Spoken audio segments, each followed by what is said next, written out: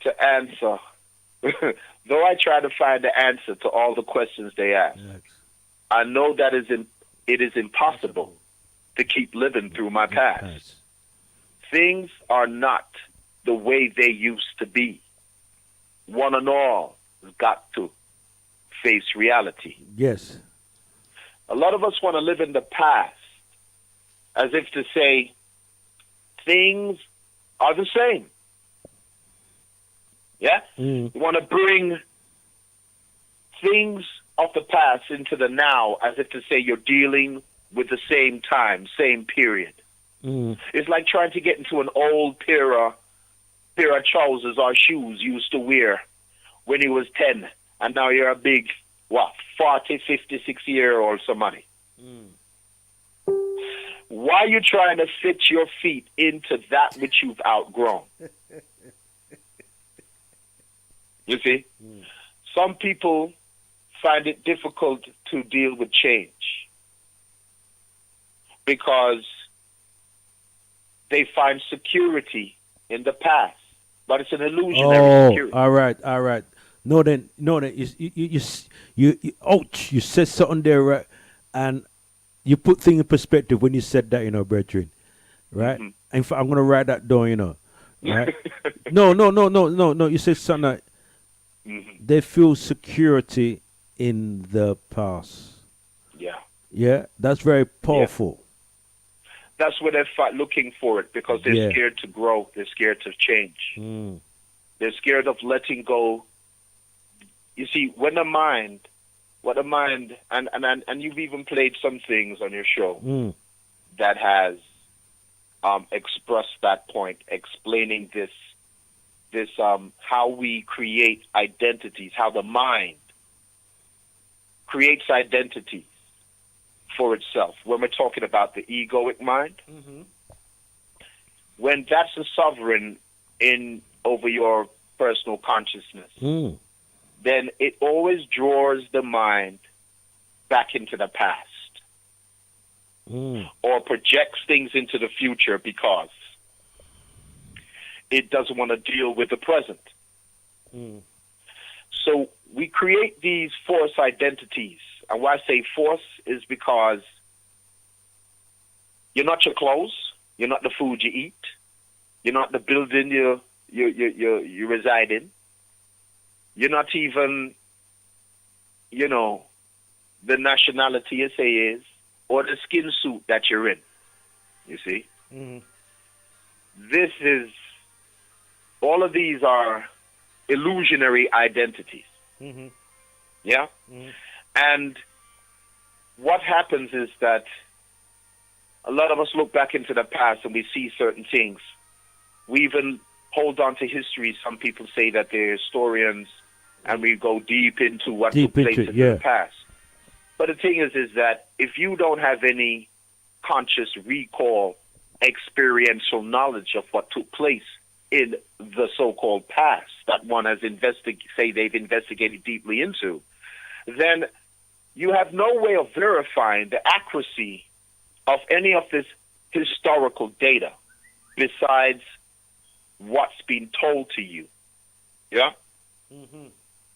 And as we know, things when we're spoken to, or when we read things, as I said, thoughts, you see, thoughts have relationship to feelings. You see?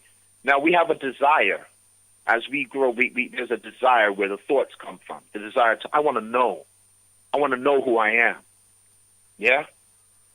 So people begin to seek in history. I want to look into the past because we're told that, you can't know where you're going if you don't know where you're coming from. That's certain statements we're told, yeah? But there's many things we've been told and we haven't comprehended what it actually means. And we go upon a misunderstanding and try to take it somewhere, right? When you have to know where you're coming from in yourself.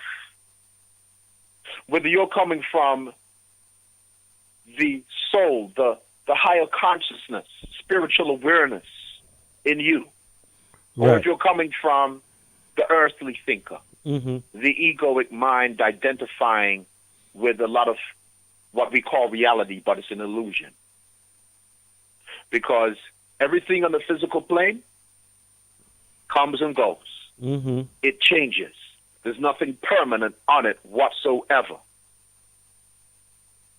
So when we try to make identities out of the past and not aligning with reality, that the only constant is change, which is transformation.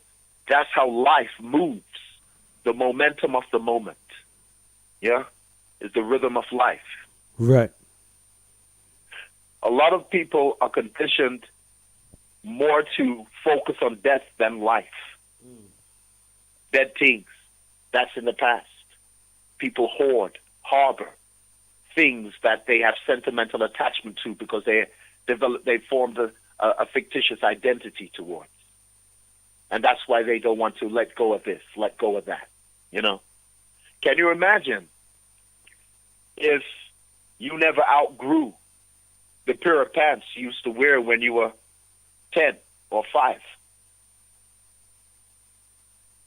You understand, I'm being kind of humorous here, but yeah, I mean, it's going to be a tight squeeze, don't you think?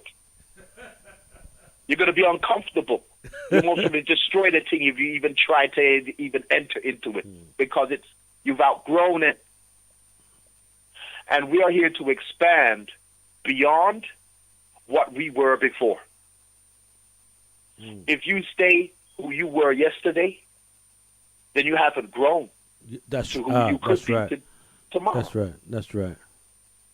So you have some people that keep people stagnant in the past because that's where they want to be. Yeah, that's where they're drawing their sense of identity and security from. And you know this certain statement also, misery loves company? Yeah, well, there's some folk who just need company in the cul-de-sac they've created for themselves. And they draw a lot of other people into it. If you're not realizing you got your own mind to create with that what you desire. If you don't realize you have your own mind, then you're dealing with hive mentality, hive mind mentality, herd mentality, and you're not thinking for yourself. Right. You're looking to be led. Okay. Sam, I'm just conscious because people are trying to phone in still. Yes, my brother. Because I'm going to, yeah, man. So good for reason with you, mom. You have some deep reasoning I go on this. And, you know, we're looking forward to see you Sunday. I know you'll be coming down there and be involved and participate and etc. and taking the vibration still. See? Yes. Yes, sir. Okay. So, Bridget. All right, my brother. Thank you. Yeah, man. Thank you, man. On the show still, and for everybody who has called in so far, yeah, I appreciate what they've said. Yes, sir. You know, inspired me to actually call in and say what I've thought, have the conversation we're holding now. So, my brother, keep up the good works, and we'll catch up soon. Yes? Absolutely, man. Definitely. Okay. Give time. Much love and respect. Every time for the reason. Give time. Oh, yeah. Okay, that brother Siayome, just reason with us. As I said, that this Sunday, road to the Chestnut Community Center. Tickets are £5. Get tickets from Body Music. If you want more information, please contact me on 0788-240-3871. Invest in yourself and your family. We'll be touching the whole thing about consciousness. We'll be talking the whole thing about education. The whole thing about education and finance. Studying. We're talking about the words. See? So much we're going to cover in those few hours there. So, again, if you want more information, the number is 0788-240-3871. I repeat, 0788-240-3871. So if people want more information, please contact me.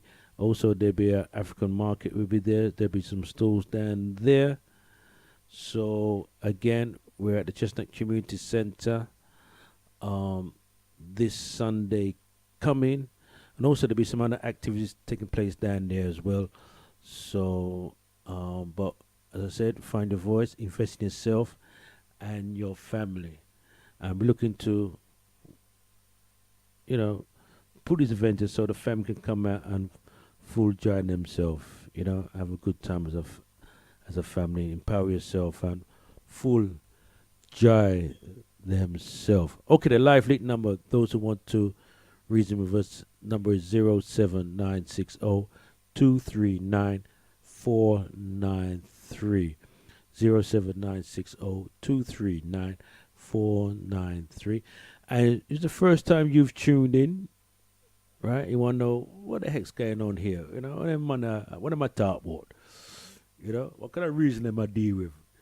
Yeah, yeah. Well, we have reason. See it?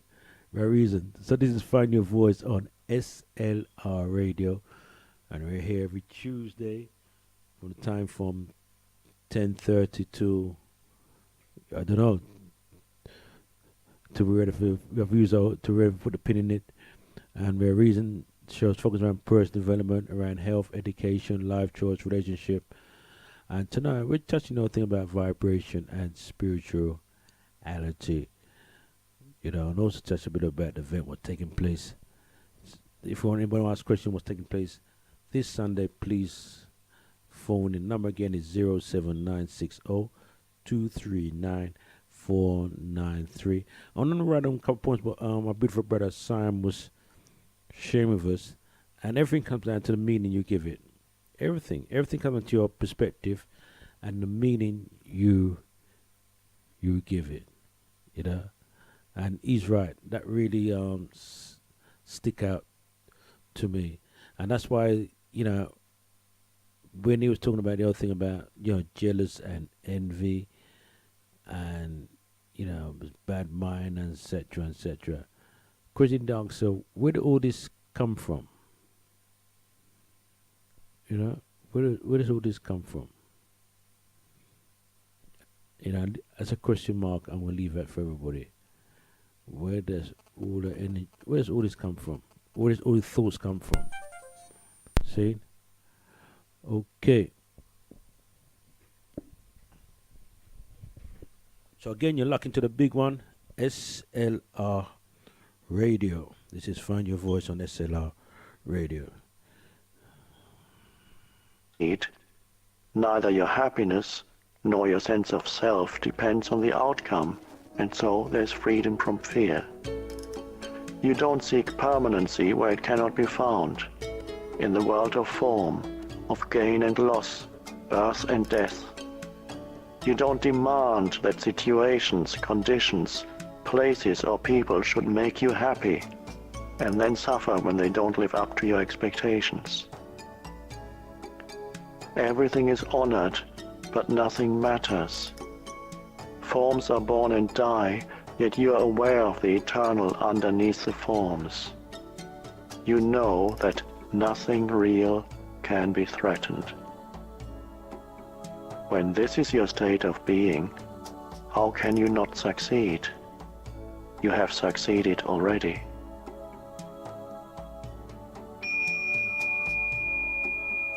Chapter 4. Mind Strategies for Avoiding the Now. Even if I completely accept that ultimately time is an illusion, what difference is that going to make in my life? I still have to live in a world that is completely dominated by time. Intellectual agreement is just another belief and won't make much difference to your life. To realize this truth, you need to live it. When every cell of your body is so present that it feels vibrant with life, and when you can feel that life every moment as the joy of being, then it can be said that you are free of time. But I still have to pay the bills tomorrow, and I'm still going to grow old and die, just like everybody else. So how can I ever say that I'm free of time? Tomorrow's bills are not the problem. The dissolution of the physical body is not a problem. Loss of now is the problem, or rather, the core delusion that turns a mere situation, event or emotion into a personal problem and into suffering. Loss of now is loss of being. To be free of time is to be free of the psychological need of past for your identity and future for your fulfillment. It represents the most profound transformation of consciousness that you can imagine. In some rare cases, this shift in consciousness happens dramatically and radically, once and for all. When it does, it usually comes about through total surrender in the midst of intense suffering. Most people, however, have to work at it. When you've had your first few glimpses of the timeless state of consciousness, you begin to move back and forth between the dimensions of time and presence. First, you become aware of just how rarely your attention is truly in the now. But to know that you are not present is a great success. That knowing is presence, even if initially it only lasts for a couple of seconds of clock time before it is lost again. Then, with increasing frequency, you choose to have the focus of your consciousness in the present moment rather than in the past or future. And whenever you realize that you had lost the now, you're able to stay in it not just for a couple of seconds, but for longer periods as perceived from the external perspective of clock time. So before you're firmly established in the state of presence, which is to say, before you're fully conscious, you shift back and forth for a while between consciousness and unconsciousness, between the state.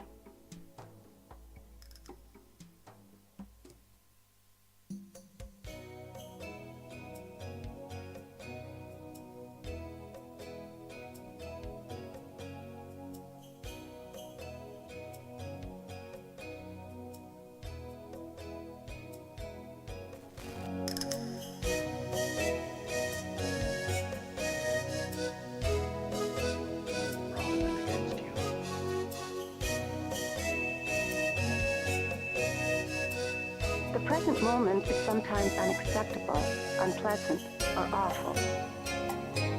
It is as it is.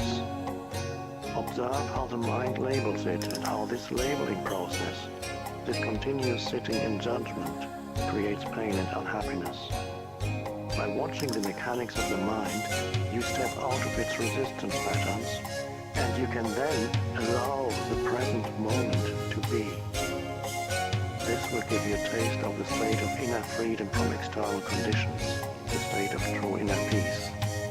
Then see what happens and take action if necessary or possible. Accept, then act. Whatever the present moment contains, accept it as if you had chosen it. Always work with it, not against it. Make it your friend and ally, not your enemy. This will miraculously transform your whole life.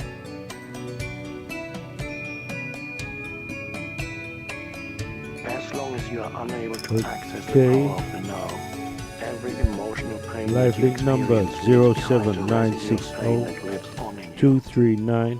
It merges with the pain from the past, which was already there and becomes lodged in your mind and body. And let's This, get a of reasoning course, going. includes the pain you Also, I want to suffered big up as a Sam child, again for their reasoning. caused by the unconsciousness of the world into which you were born. See? This accumulated pain is a negative energy field that occupies your body and mind. If you look on it as an invisible entity in its own right, you're getting quite close to the truth. It's the emotional pain body. It has two modes of being, dormant and active. The pain body may be dormant 90% of the time. In a deeply unhappy person, though, it may be active up to 100% of the time. Some people live almost entirely through their pain body, while others may experience it only in certain situations, such as intimate relationships, or situations linked with past loss or abandonment, physical or emotional hurt, and so on. Anything can trigger it, particularly if it resonates with a pain pattern from your past. When it is ready to awaken from its dormant stage, even a thought or an innocent remark made by someone close to you can activate it. Some pain bodies are obnoxious but relatively harmless, for example like a child who won't stop whining. Others are vicious and destructive monsters, true demons. Some are physically violent, many more are emotionally violent. Some will attack people around you or close to you, while others may attack you, their host. Thoughts and feelings you have about your life then become deeply negative and self-destructive. Illnesses and accidents are... Greetings. Okay. Greetings. Greetings, Galactic Clyde here. Yes, Galactic Clyde. How you been? You good? And greetings to SLR family, those who are tuning in. All right. Still speak and guys. And respect to Siayome. All right. You sound very low. Where are you? You sound very quiet. I don't know what it is. Can you hear me now? Can you hear me better now? That's better now, yeah. Okay. Yeah. I say greetings and respect to your guest, Siayome, that was speaking on the different aspects of consciousness and some things I must say that I agree with, but when you come on to the past, I'd say the past is very important. Seen. Maybe not to everybody, but it is very, very, very important.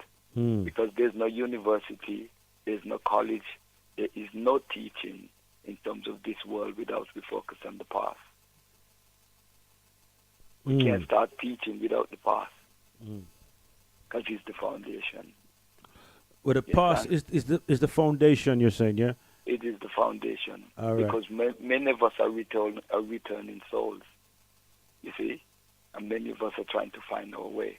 And a lot of it is caught up with our past life experience. Right. And we're here to uncover or to remember that experience or to clear some of the misconceptions and move forward. And that's why some of us are trapped or still connect with the past in the way that we do, because unless we unravel the issues, it's hard to move forward.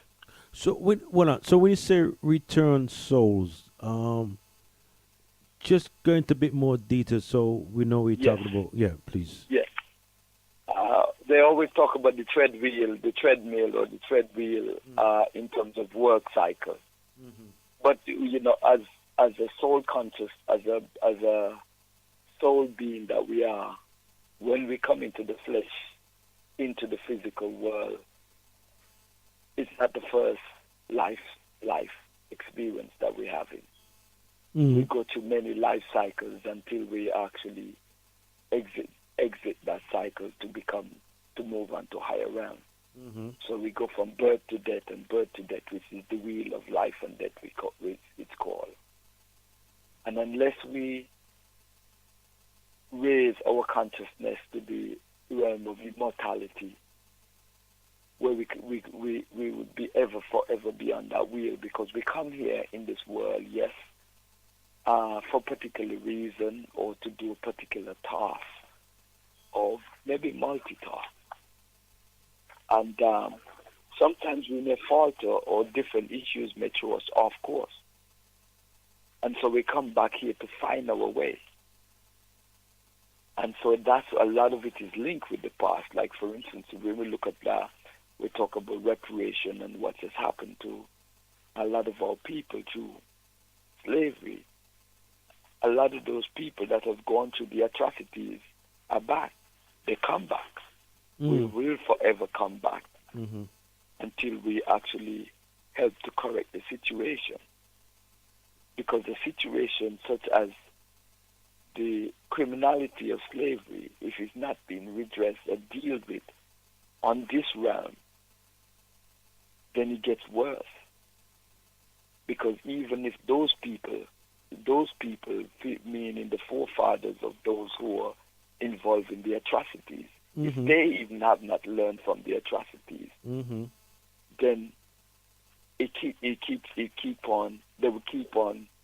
they will keep up the atrocities. And hence we're in the area of terrorism and different things, and the world seems to be very chaotic. Right, but right, this is right. the world of karma.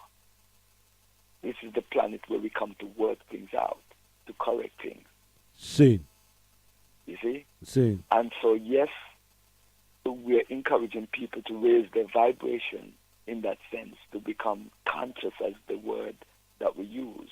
of their spiritual side, but they do have a physical duty.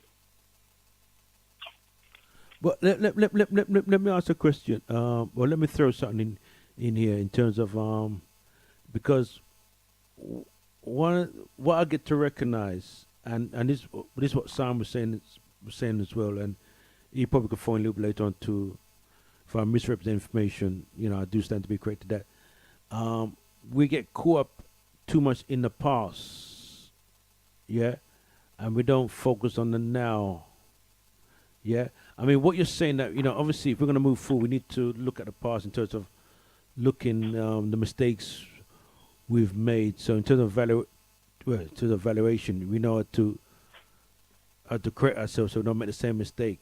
But I'm just trying to say that, don't you feel that we tend to focus too much on the past, and that's, as I'm saying, that we get comfort in focus or security in the past. I just want to throw that in because yeah. Well, let's put that in context. Let's put getting caught up in the past in context. Yeah. One of the things that, especially when you talk about our people, African people, black people, or melanated people, whatever name that we consider or feel comfortable with represent ourselves. What is important that, yes, we do have a past that has been erupted. Yes. Erupted by, which is a glitch in our own matrix as a people. It's just a glitch. But what it is that where the problem is when we talk about being caught in the past, because the past is important, but if we really get caught in the past, it would be the springboard for the future. Right. But the problem is a lot of us are locked into just one aspect of the past, mm-hmm. and not realizing that there was as a race of people, slavery was just a hiccup for us. Mm-hmm. And so if we go deeper in the past, we would see a better light of who we are. Okay, then. And what we represent. All right. But what happens when we say people are caught up in the past? Yes, some people are caught up, or a lot of our people may be caught up in what happened roughly 400 years ago. But they also have to see it in context of before that. Yes. And also in the present of now for the future. Yeah. So all of it is important, yes. Yes. But even just caught up in the 400 years ago, what happens is not enough. We've got to take it before that to see the high civilization of the people that we are. Mm-hmm. You understand? Mm-hmm. To understand the principles and of different spiritual vibration that our people were on. And then that would help us to understand the context of the hiccup. Mm. And also help us to connect to who we are. Because we come here for a reason and a duty, and to find that is like, it's not a clear, like, okay, you come here and yes, this is what your issue are, and yes, you can work it out. No. It's almost like a hide and seek. So it's almost like you have to you have to uncover many different aspects in order to find one thing. You know what I mean? What they call the needle in the haystack. You have to go through the whole haystack in that sense to find where you belong in that sense. You understand? Because, yes, we may be exposed to a lot of what we call spiritual knowledge. Right. In that sense. But that still is not enough for some of us, because some of us need certain aspects of the past that is linked to maybe a lineage or a race or our race, in order to propel us to find where we belong or what we work to do. You understand? And we can look at different people who have been a trailblazer. Let's bring, for instance, Malcolm X. Malcolm X was caught up in a lot of different things that, landed in prison. Mm. Yeah? But it's when you see a broader aspects of the context of his whole life and the race of people that he belongs to, he was able to put everything in perspective, in one sense. And that's an awakening for him. Mm. Right, understand? right. Yeah, yeah. You see? Because whatever the training or whatever the teaching that we encounter through the Nation of Islam in the prison helps him to understand the broader scope of the scope that he was in that sense, where he sees from a broader perspective and puts all the knots together. Because he knew the whole running, but he did not see the deeper aspect of where this comes from, the context. Yes. And so his connection with the Nation of Islam gives him a context to everything that he was involved in. Okay then. Yeah, You yeah. see? I see where you're coming from with that, because Yes. you do have to put things into some kind of context, some kind of shape to yeah. Right. Yeah. And that's what the past gives. So now, let's bring it to astrology now. In astrology, we got what is called retrograde planets. Planets that we consider goes in retrograde mode. And when that goes in retrograde mode, it means that there's things that we need to go over and sort out. Wheel and come again, as they say in the reggae music.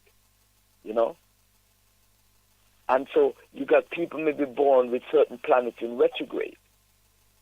And when that happens, it means that they got things to correct in different areas. Sometimes it's family. Sometimes it's finance. Or sometimes it comes on with nature or certain historical connections. And so when I see people with that kind of aspects in their chart, I could also give them a context of the importance of focusing or why they have that interest in certain things, or what they should study in order to give them a clear understanding to uncover the issues that the retrograde planets in the chart is pointing to.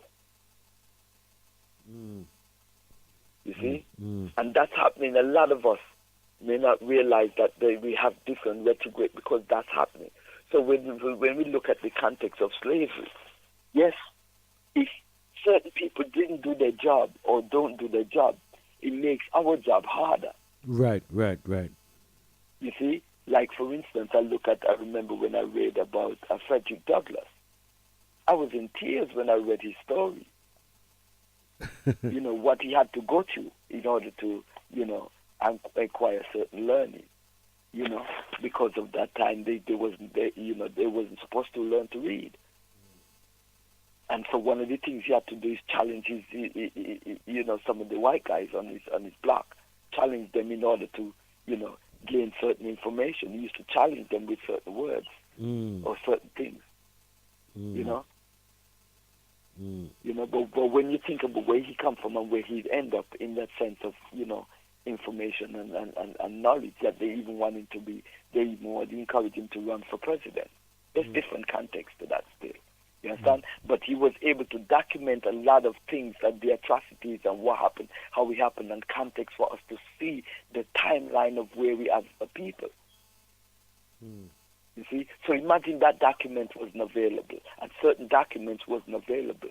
We couldn't come up with reparation today in context that we're doing now. You see? Because it means that now we come here, and there's a hiccup in our life, and we don't understand it. And so we're miserable. But a lot of us now who are not miserable because we've gone through the history and seen what happened. Some people just look at the here and now and realize, yes, they rob us, so yes, I could rob them now, and they end up in prison. Yes, they steal from us, so we can steal from them, so they end up in Islam. And they don't see the context of history. You understand?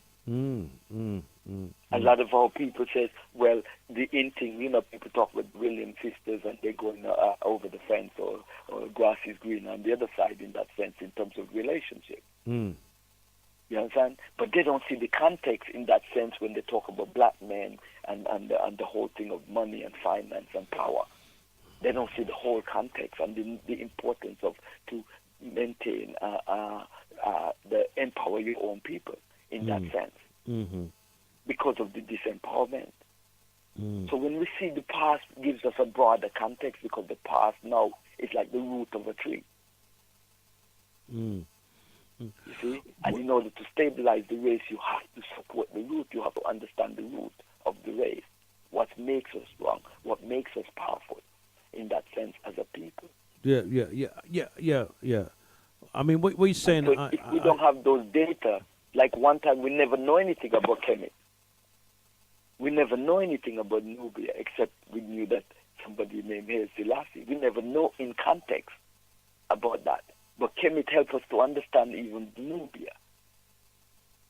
And Nubia helped us to understand where our people are, or Ethiopia, as we say. Yes.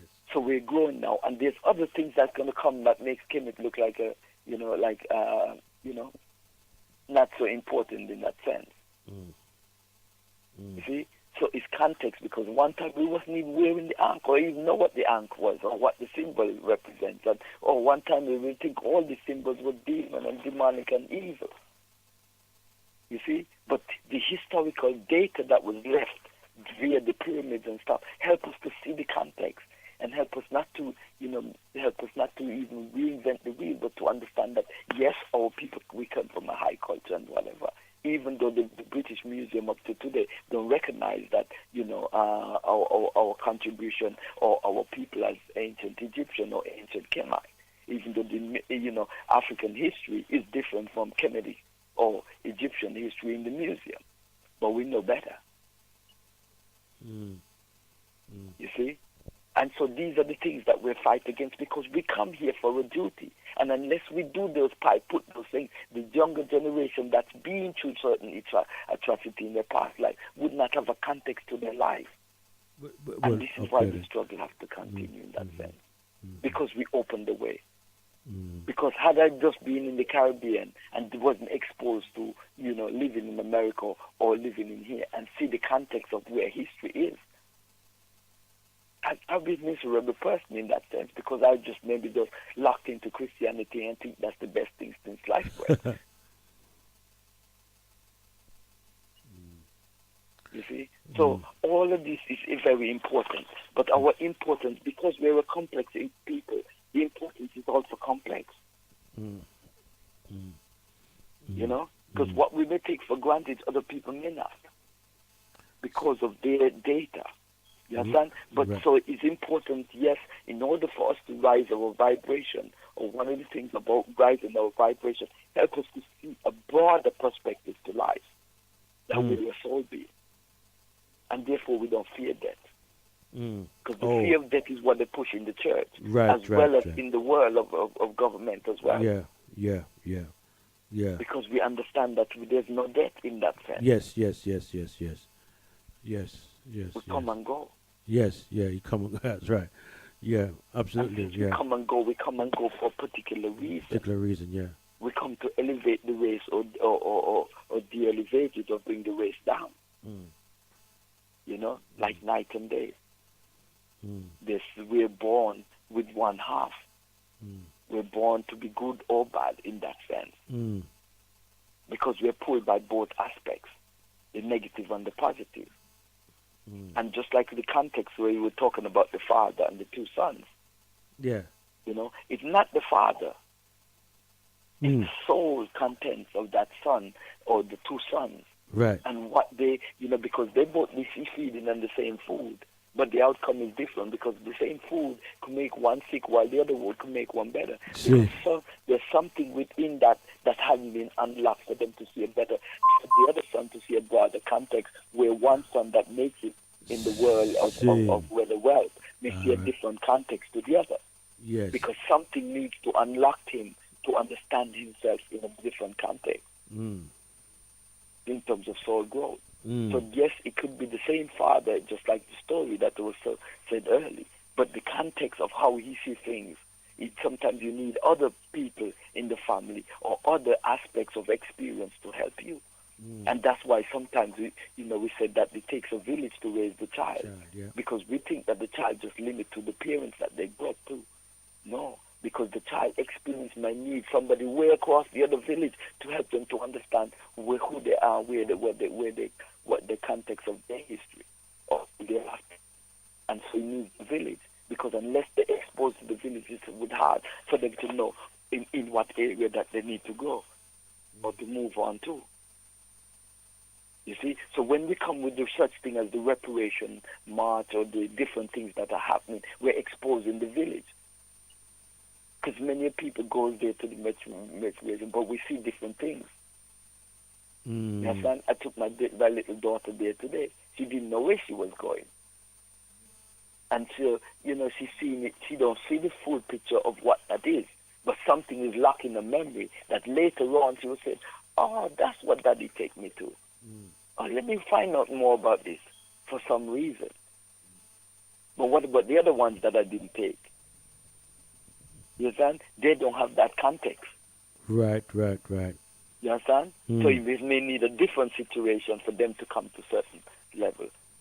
You understand? So if that wasn't happening, then there's something that is not locked for her to see certain things. You understand? Because somewhere along her line, she might realize this is an important line for me to go down the road. And so, from an ancient standpoint, what it says is like seek knowledge from the cradle to the grave. Exposed to a lot of different things so that you can find out what it is. Because somewhere in our life, there's something that we're here to do. But it's not clear. It's not like a CV. You go out and do a certain course and think that's where you belong. There's many people that do courses and making a lot of money, but they just walk away from it because that's not their life. That's not their life, it's not the money, it's not everything. Yeah. And so I know people said, well, I was a preacher, and look at me now, where am I? Or there was a professor, or whatever. You got people going to be walking out of this university with whatever degree and just leave that degree and just go on, maybe just go and look at a mountain somewhere. And that's the enlightenment. You got people grow up here in England where they could be doing well with whatever the money they get from the government. Excuse me. And whatever job they get, but then they need to go way across the world in some third world, as they so-called third world country, to live in the bush or live in the woods and see what it's like, where it may help them to understand their life, because they may be part of the same system we're trying to find themselves, because they were part of the problem. And so that's why you will find certain Europeans may leave this, what they call, what everybody thinks that is life. You know what I mean? And go away somewhere and just feel like they're one with the natives, as they would call it, and, suffer what the natives suffer. Because somewhere along the line they need to find themselves, because the context of the history of maybe their family lineage or something that they were doing in their past life need to be resolved. Yes. Some of them that are born were criminals in the past lifetime, and they come here to do a service because they may decide, well, I can't go down that path. I need to amend my life. I need to come back here to serve, to be of service, because I've messed up. So, hold on. So, let me just jump in here, because you're really putting things into shape here, and I like what you're saying. Into context in terms of what we were saying earlier on. But I just want to it's really clarification. We said there that when you have those, say for example, you have individuals going through, I don't want to use the word depression or stress, or I use the word stress, they're going through some stuff, right? And their mind's just not settled, and they just get very irritable, and they're going through some stuff. Is it like is it something they haven't resolved back in their past life? I just want to, because you did mention that earlier on. I just want to just give me more clarification on that. For example, they're very possessed. They could be very possessed. Yeah, that's it. Very possessed and very irritable, and what I mean? Yeah. They don't feel settled in the world. That's right. Right. Yeah, because somewhere along the line, there's something within their, what they call the soul consciousness, that is not settled. And no matter how much money they're exposed to or whatever education they're exposed to, it's not settling. Because somehow they come here for a task and they can't find what it is. That's what happens. They don't know what task they come here to do. And yet they may have been exposed to the best university or best job, or maybe not. You know what I mean? And it's not just one lifetime aspect. We have many lifetimes that we've been treading in that sense. And we're trying to find the context to ourselves in that sense. And sometimes it takes many lifetimes to find that. And this is why even in Buddhism, they said one of the best things to do is just be of service. You know, so some of the Buddhas, they may come out to good school or good education, but they will go in service because what they realize that it's best to start cleaning up karma. Regardless to you don't know what karma you have. But they said it's best to you go out there and be of service and expose yourself to the suffering and helping out people. And therefore it would help you to understand yourself. Because somewhere along the line, your life was you may have been the person that have caused somebody else wrong. And so service to others is better than service to self in that way. Because it brings the highest value. Because when you're serving others, you're also serving self in one sense. But on a higher value. You know? Okay. That's quite interesting. But this this probably into a question of what we've been touching on last 2 or 3 weeks. And I think you might have phoned in when we were touching on thing about, or you might have been here, we're talking about other thing about mental health and yes, all that stuff there when people get depressed and etc. Right? So would that ties in for what you were saying earlier on? Then the other thing about when people going through mental health and that stuff there. I mean, how you look at it, and does it tie into what you were talking about earlier? It's complex. We have to say there's no A and B about it in that sense. That yes, mental health could lead to the low vibration. The mental health could be a reason of the low vibration food. Also, you got a lot of people. What I find, a lot of people with mental problems, you got a lot of them are very educated people. Yeah. In the sense of book learning. But when you come on to practicality, they don't have that. So now the right brain, which is left and right brain, is not balanced. Because one deals with the book learning types of it, and one deal with the practical side. So when that is not balanced, you find that a lot of them people with it, they just it's not balanced. So you're looking at the imbalance, and that's the mental situation. I walk on the road and I could see a lot of people, and first thing I look for is the hand. You walk on the street, always watch people's fingers, and you can tell who's got in an imbalanced situation because it shows up in the finger. Somebody who have a mental problem, you see their fingers don't seem to mesh properly. Right. They hold their fingers out a certain way, and you say, that's one of them. That's one of them. There's a mental imbalance. It shows in the finger. So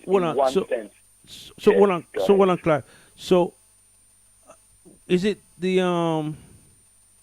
to some cases this is more physical? Is it because the nerves of? Because I mean, I think Dr. Africa touching this as well, and he said that when you start to really look deeper, right? He said that sometimes it could be some symptoms like the nerves, and he said that there are certain herbs you can use to strengthen the Yes, there's herbs that you can do to help help the people with that. Because remember, they were talking about some of this situation is lower vibration, and this could be also food. Food intake that is of a lower vibration could also throw you out of balance. Also, the intellect as well, or what you call the learning. People are learning all kind of stuff that really not about life. You understand? They're learning all kind of stuff to be this, that, other, but yet the practical side of things of life, of even how to even just, do certain things on the physical, practical stuff is not being balanced. And so they're out there on the limb in terms of that, that person is very bright. But that same person can't even change the light bulb. You got some people, they're so bright, they can't even change the tire on the car. Yeah. And so, yes, that is like one brain. The brain is not being balanced in the sense, and certain educational practice doesn't really, set up for that. So then you find sometimes there's rich kids that push some rich families push their kids into learning, book study. but yet they don't have no practical side. It's true. It's true. You know, they don't take no time out to just play or just to even figure out some little puzzle. Mm. You understand? So things have to be balanced, and that's why I'm a person into a lot of practical stuff, and that helps me to understand. Because people say galactic, you're into sacred geometry, so you must know a lot about math. No, I don't. I don't. I remember the other day, I was working on a job where, and you know, we were calculating on how much slabs that we need. We were doing like an outdoor paving stuff, and we were doing all this complicated math how to work out how much slab we need. And all we had to do is count how much curve that the slab fall in, and and it's as simple as that. You know? So, but that's how that's how we're taught, because we look at things as so complicated. And I remember, you know, living in America, I used to work with this Italian firm, and the father and son business. And the son, you know, he'd been to college or whatever, and everything he calculated, especially when we were doing roofing and stuff like that. But I come from the Caribbean, and when we do roof, we don't use all of this trigonometry stuff. It's calculating. Now we take the wood up there and we just mark it with the degree, boom, boom, put the wood on top of it, and then we just mark it. And we have the practical side. But yet he work out all of that geometry. By the time he done work out, I done got to figure out. You understand? So there's a practical side, and that's why when you go into the higher dimension of math, it's the practical side of math that is more powerful than all the theory. Because math's supposed, and that's where sacred geometry comes in. Because sacred geometry show you how to master form. In that sense, it's more of a practical side than the actual theory. Because you got a lot of theories out there, and that's why I always talk about people coming out to university and looking for jobs. If you come out to university, you shouldn't be looking for jobs. You should be creating jobs. Creating jobs, yeah. Because, I mean, Clive, it comes down to, as you said, it is a balance, because, you know, we get so caught up in the academic. What's important, you know what I mean? But we lose the practical, and therefore, when it comes to the practicality, we're lost. Yeah. So, you know, there has to be a balance, you know what I mean? Yeah, absolutely. Okay then. So, Captain Clyde, you know, it's really good to have you on the call with us, because you're someone we really gravitate towards, you know, and definitely want to put a seminar with you sometime, more likely next year, with you and some other great individuals, you know, because you know you're really a diamond in the community, you know, really rare to one, you know, really rare to with your in depth of knowledge, and you know, you've kind of put things into some kind of context, and you know, shape my thinking, and you know, I start looking at things slightly differently now, because just listen to what you're saying, and you know, people out there listen to you now all over the place, you know, can really gravitate towards what you're saying, my brother. So well, I'm gonna see you this weekend anyway, this Sunday. Yes, Sunday. Yeah, Sunday. So we're gonna see you Sunday at the Chestnut Community Center. So anybody want to see Clive this Sunday, he'll be there. Don't rush him, you know, because I know he's a super, you know, he's a very humble brother, you know, but he'll be there Sunday, so he might boost up more people to come. Like I mentioned, Classic Clive's going to be there, you know what I mean? I think. So Clive, give thanks for the reasoning still, see, and big up your family for me, yeah? Yeah, and big up to Siayome as well, and yourself, and, you know, any other guests you have on for the night, and, you know. Yeah, man, give thanks. One love, yeah? One love, my brother. Peace. All right, then. Okay. Yes. All right. Classic Clive on the line with us, and whoa, he was saying some very powerful thing. Also, want to big up brother Matthew, sister Lorraine. Hopefully they've locked in and listening now, and yeah, taking the vibration. Anybody want to phone in and talk about the event or say anything, feel free to do that. Or you want to um, add anything what's been said by by yes, got someone on the line here.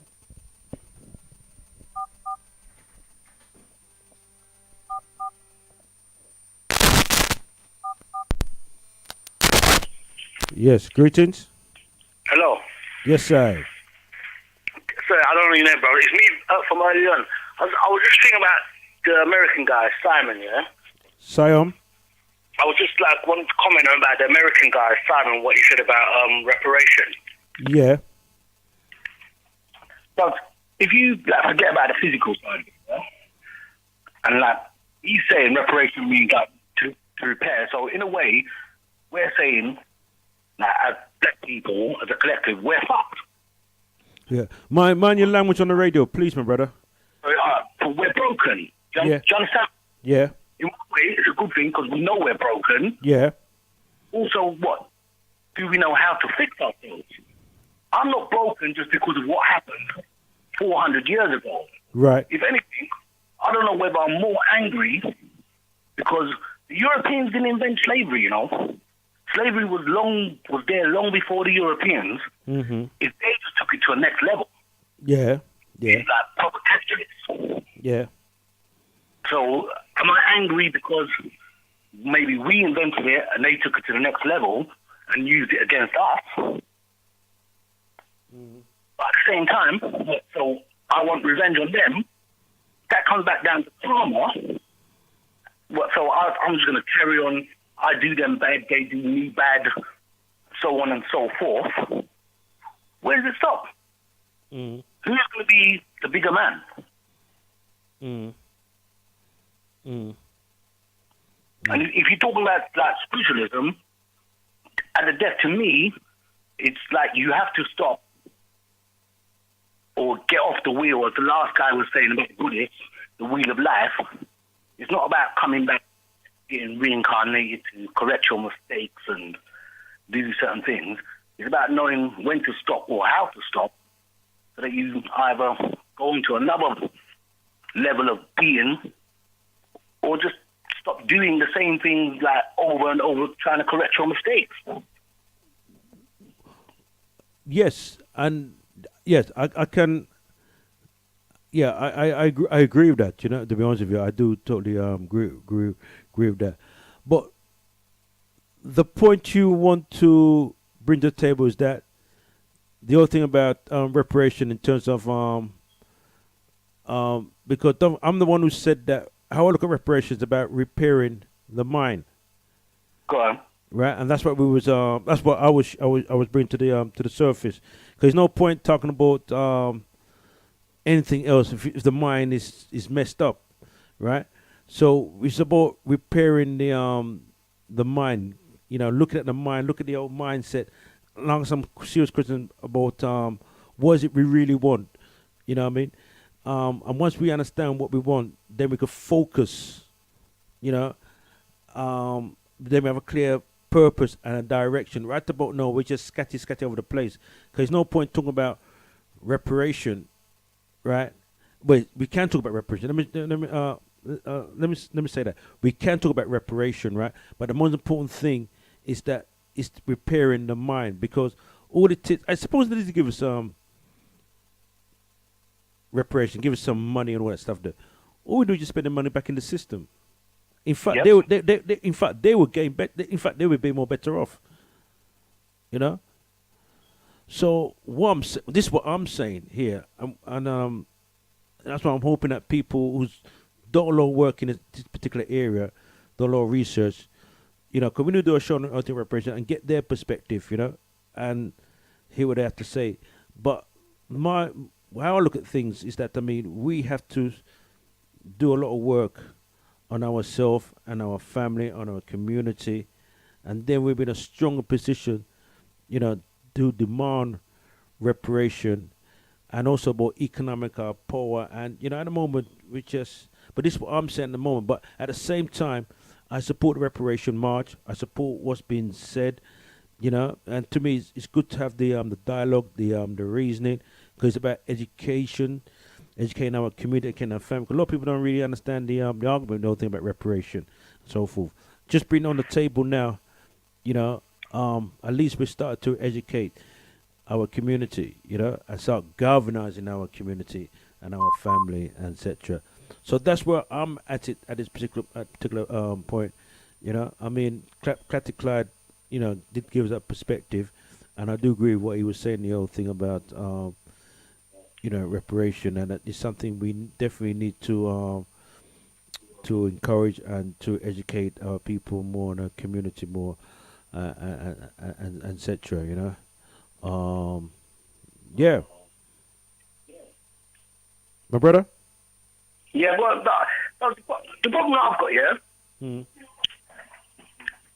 When you say like a community, are you talking Afro-Caribbean, I like ex-slaves, Windrush era and all that? Africans who came over in the last 30, 40 years, immigrants? Because we're not really, bruv. Sorry? 20, I remember like 10, 15 years ago, one of my friends told me about slave babies. And he's back at me. I was like, what are you talking about, slave babies?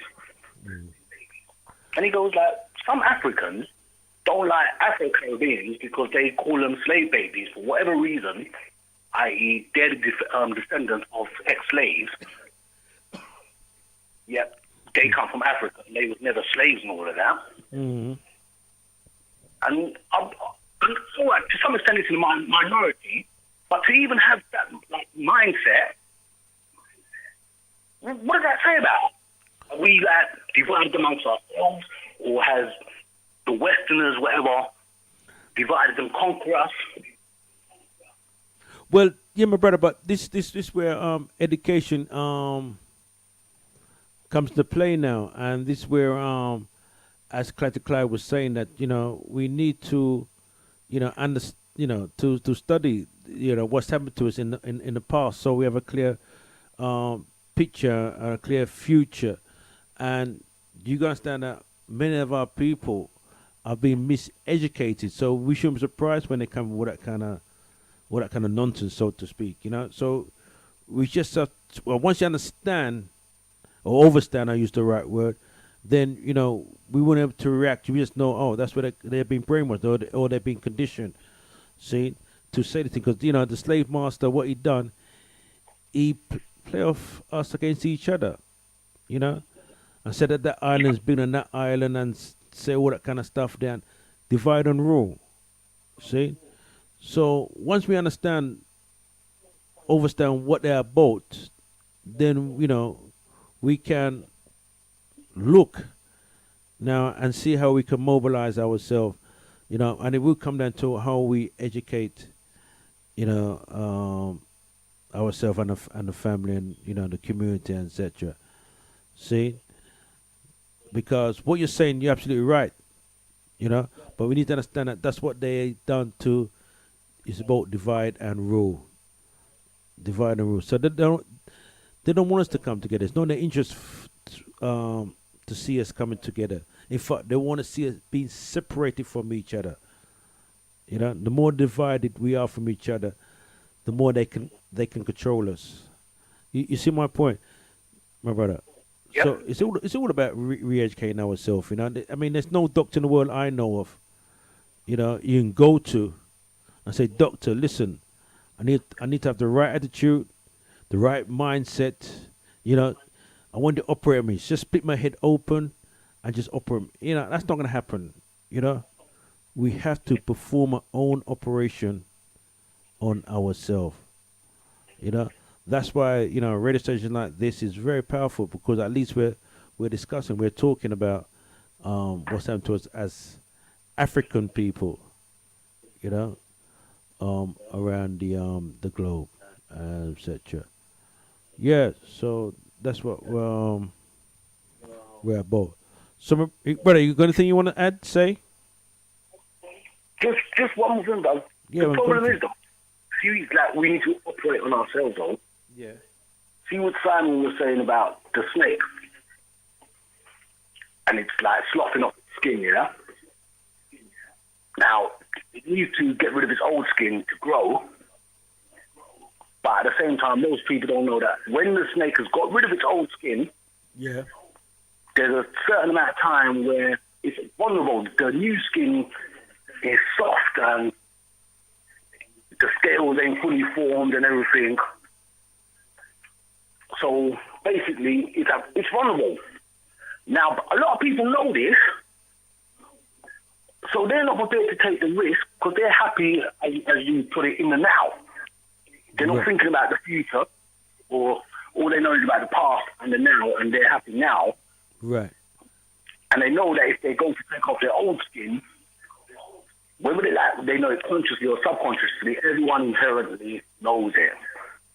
That when you take off that old skin and you go to a new evolution, whatever, there is a risk. Because you don't, first of all, you might not know what you're going to become, be it good or bad. Or in the snake's case, you're bigger and all that, but your new skin is still like soft and underformed, and so you're vulnerable to others. Now, as Africans in the European country, where basically we're not natives, and the natives outweigh us, even just like in their own country, forget about demographics around the rest of the world in politics and money and everything. We're like even more at danger, because if the majority of them or the ones in power turn around and say, like, I don't like that, you know what, I'm going to let them do what they want to do. Just as they've get the new power or whatever, I think they've progressed, I'm going to jump on them with a new thing. And that's just on one level. How do we know, for example, you got them mans like Idi Amin, Mugabe, even though I give him props. Right. Zuma. They get into power, and all they do, they just repeat what they know is bad things, what they see in Western politics, in African politics, whatever, either dictators, leeching money off the government, whatever. And these are supposed to be especially people like Zuma, where they're saying we're ANC and we're doing it for the blacks and all of that. But at the same time, they're doing what they know at the death is they're just fucking Western politics to enriching their own pockets.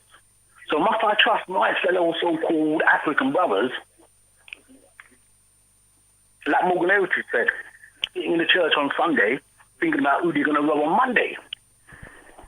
do you understand what I'm saying, bro? Yeah.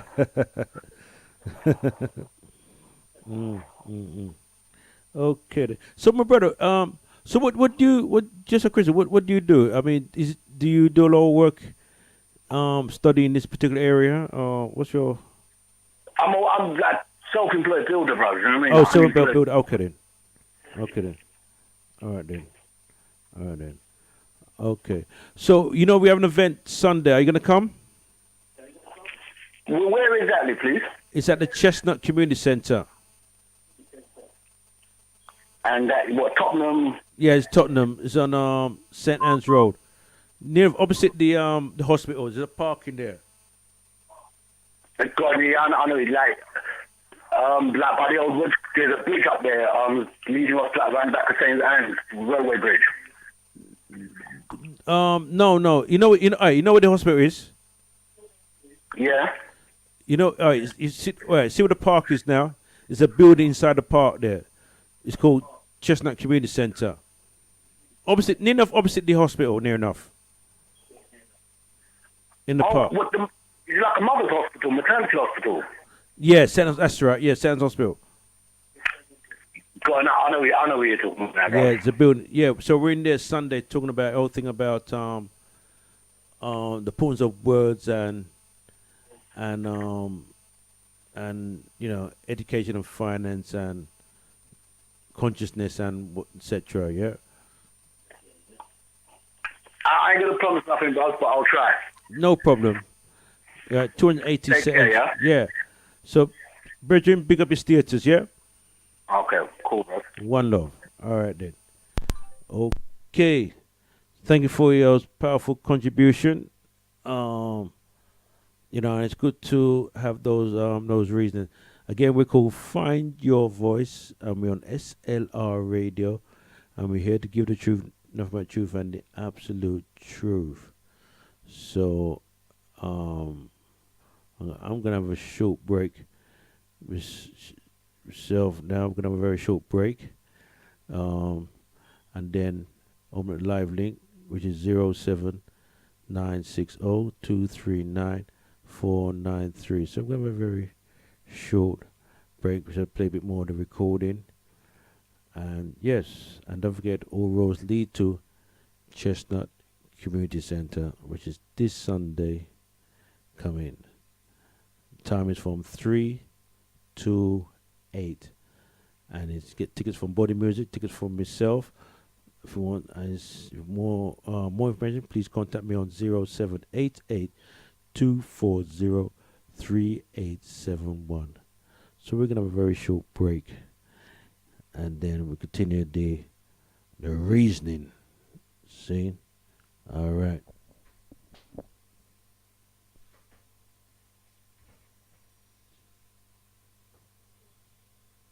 Often created in this way. Some pain bodies drive their hosts to suicide. When you thought you knew a person and then you are suddenly confronted with this alien, nasty creature for the first time, you are in for quite a shock. However, it's more important to observe it in yourself than in someone else. Watch out for any sign of unhappiness in yourself, in whatever form. It may be the awakening pain body. This can take the form of irritation, impatience, a somber mood, a desire to hurt, anger, rage, depression, a need to have some drama in your relationship, and so on. Catch it the moment it awakens from its dormant state.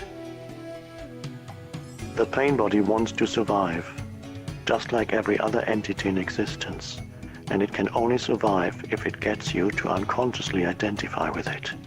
It can then rise up, take you over, become you, and live through you. It needs to get its food through you. It will feed on any experience that resonates with its own kind of energy, anything that creates further pain in whatever form. Anger, destructiveness, hatred, grief, emotional drama, violence, and even illness. So the pain body, when it has taken you over, will create a situation in your life that reflects back its own energy frequency for it to feed on. Pain can only feed on pain. Pain cannot feed on joy. It finds it quite indigestible. Once the pain body has taken you over, you want more pain. You become a victim or a perpetrator. You want to inflict pain or you want to suffer pain, or both. There isn't really much difference between the two. You're not conscious of this, of course, and you will vehemently claim that you do not want pain. But look closely and you will find that your thinking and behavior are designed to keep the pain going for yourself and others. If you were truly conscious of it, the pattern would dissolve. For to want more pain is insanity, and nobody is consciously insane. The pain body, which is the dark shadow cast by the ego, is actually afraid of the light of your consciousness. It is afraid of being found out. Its survival depends on your unconscious identification with it, as well as on your unconscious fear of facing the pain that lives in you. But if you don't face it, if you don't bring the light of your consciousness into the pain, you will be forced to relive it again and again. The pain body may seem to you like a dangerous monster that you cannot bear to look at, but I assure you that it is an insubstantial phantom that cannot prevail against the power of your presence. Some spiritual teachings state that all pain is ultimately an illusion, and this is true. The question is it true for you? A mere belief doesn't make it true.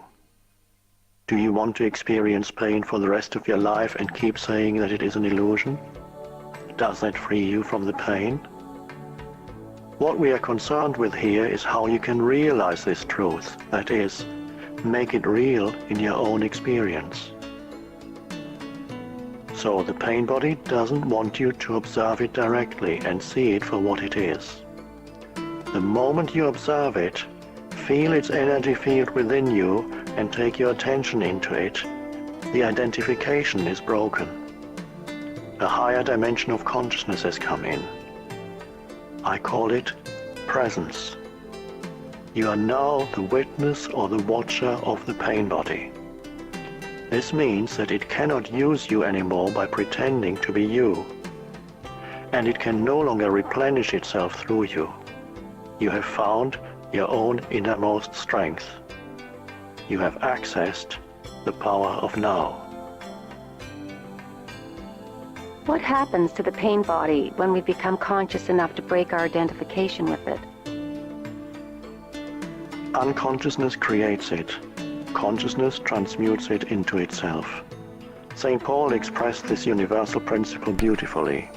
He said, "Everything is shown up by being exposed to the light, and whatever is exposed to the light itself becomes light." Just as you cannot fight the darkness, you cannot fight the pain body. Trying to do so would create inner conflict and thus further pain. Watching it is enough. Watching it implies accepting it as part of what is at that moment. The pain body consists of trapped life energy that has split off from your total energy field and has temporarily become autonomous through the unnatural process of mind identification. It has turned in on itself and become anti-life, like an animal trying to devour its own tail. Why do you think our civilization has become so life-destructive? But even the life-destructive forces are still life energy. When you start to disidentify and become the watcher, the pain body will continue to operate for a while and will try to trick you into identifying with it again. Although you are no longer energizing it through your identification, it has a certain momentum, just like a spinning wheel that will keep turning for a while, even when it is no longer being propelled. At this stage, it may also create physical aches and pains in different parts of the body, but they won't last. Stay present. Stay conscious. Be the ever-alert guardian of your inner space. You need to be present enough to be able to watch the pain body directly and feel its energy. It then cannot control your thinking. The moment your thinking is aligned with the energy field of the pain body, you are identified with it and again feeding it with your thoughts. For example, if anger is the predominant energy vibration of the pain body and you think angry thoughts, dwelling on what someone did to you or what you are going to do to him or her, then you have become unconscious and the pain body has become you. Where there's anger, there's always pain underneath. Or when a dark mood comes upon you and you start getting into a negative mind pattern and thinking how dreadful your life is, your thinking has become aligned with the pain body and you have become unconscious and vulnerable to the pain body's attack. Unconscious, the way that I use the word here, means to be identified with some mental or emotional pattern. It implies a complete absence of the watcher. Sustained conscious attention severs the link between the pain body and your thought processes and brings about the process of transmutation. It is as if the pain becomes fuel for the flame of your consciousness, which then burns more brightly as a result. This is the esoteric meaning of the ancient art of alchemy, the transmutation of base metal into gold, of suffering into consciousness. The split within is healed and you become whole again. Your responsibility then is not to create further pain. Let me summarize the process. Focus attention on the feeling inside you. Know that it is the pain body. Accept that it is there. Don't think about it. Don't let the feeling turn into thinking. Don't judge or analyze. Don't make an identity for yourself out of it. Stay present and continue to be the observer of what is happening inside you. Become aware not only of the emotional pain, but also of the one who observes, the silent watcher. This is the power of the now, the power of your own conscious presence. Then see what happens.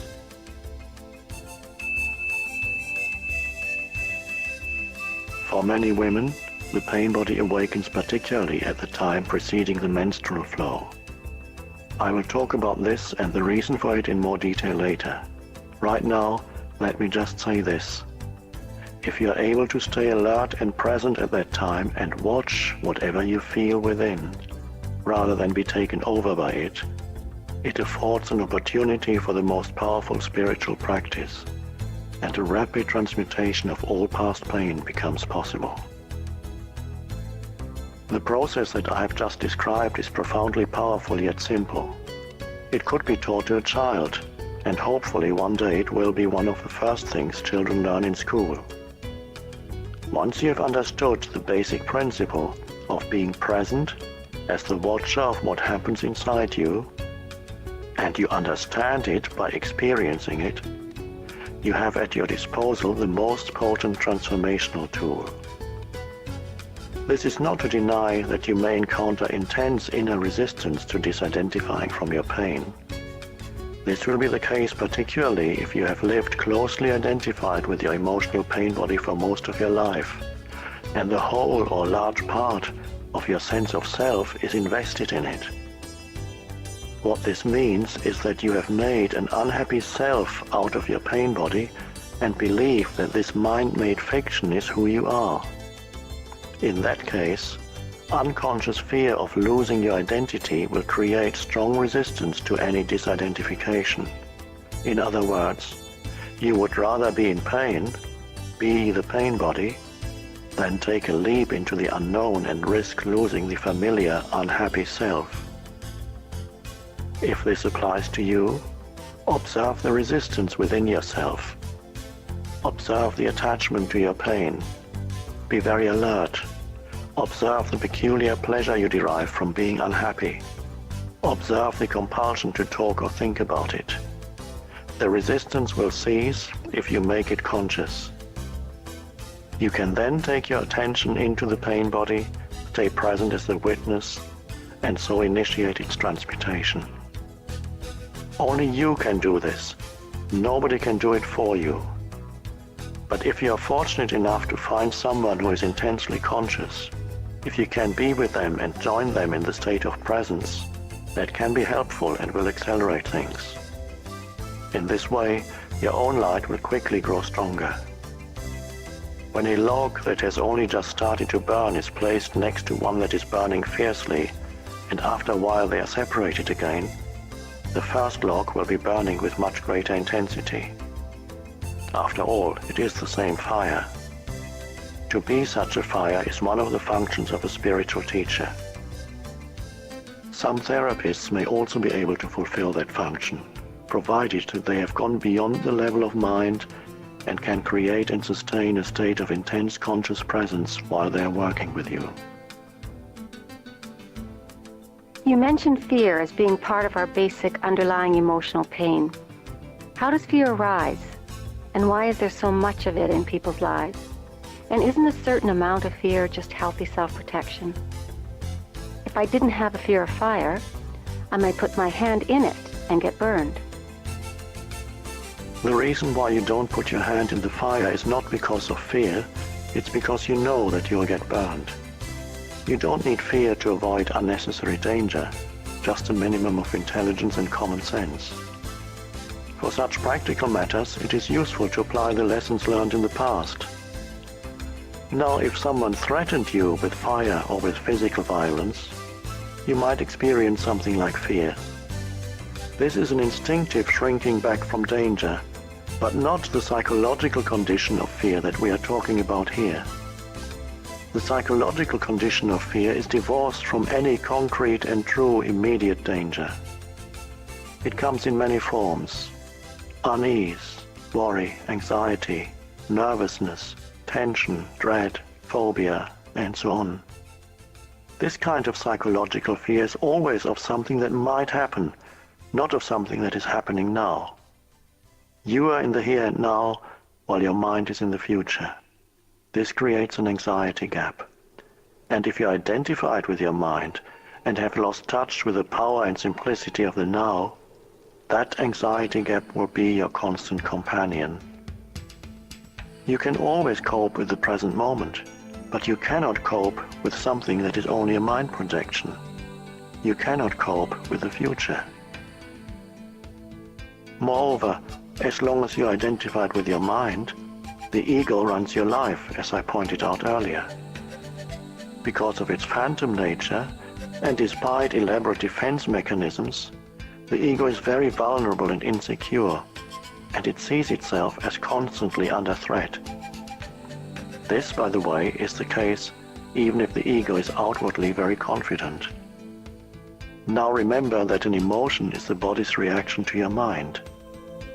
What message is the body receiving continuously from the ego, the false mind-made self? Danger. I'm under threat. And what is the emotion generated by this continuous message? Fear, of course. Fear seems to have many causes. Fear of loss, fear of failure, fear of being hurt, and so on. But ultimately all fear is the ego's fear of death, of annihilation. To the ego, death is always just around the corner. In this mind-identified state, fear of death affects every aspect of your life. For example, even such a seemingly trivial and normal thing such as the compulsive need to be right in an argument and make the other person wrong, defending the mental position with which you have identified, is due to the fear of death. If you identify with a mental position, then if you are wrong, your mind-based sense of self is seriously threatened with annihilation. So you as the ego cannot afford to be wrong. To be wrong is to die. Wars have been fought over this, and countless relationships have broken down. Once you have disidentified from your mind, whether you're right or wrong makes no difference to your sense of self at all. So the forcefully compulsive and deeply unconscious need to be right, which is a form of violence, will no longer be there. You can state clearly and firmly how you feel or what you think, but there will be no aggressiveness or defensiveness about it. Your sense of self is then derived from a deeper and truer place within yourself, not from the mind. Watch out for any kind of defensiveness within yourself. What are you defending? Greetings. An illusory identity, an image in your mind, Yes, a fictitious entity. shadow hour or whatever By making more correct term is. How are you doing? I'm back again. Just finished listening to Brother Clyde. Yes, I. Clyde. Yeah. Yeah. Not too long on here. I'll just share something complementary to what Clyde rightly said. You know, we do need context. And the context to really comprehend a lot of all of this, what we're talking about, it has to be put in its context. And it's a broad subject, you see. It's like a huge jigsaw puzzle where the pieces do connect, but you're dealing with a large canvas, you know what I mean? And the context I would just like to imbue on a bit more is the soul aspect. And the thing with, you know, I understand the past, how that's looked at. Clyde rightly said that obviously we are attached to what we consider the 400, 500, you know, years of slavery. We have to deal with deeper than that, yeah? Mm-hmm. And a lot of us are caught in that 400, 500, you know, that story, that aspect. The thing is, as well, is that to better put this in context, when I was talking about being stuck in the past, it's to understand that there is that reality of ourselves that doesn't die. It is immortal and eternal. We have to have things in. We've got to have that as a clear awareness of when we're talking about who we really are. To put things in context of when we do talk about the past and past life streams, experiences, and how we come in here with a different identity to what we had before.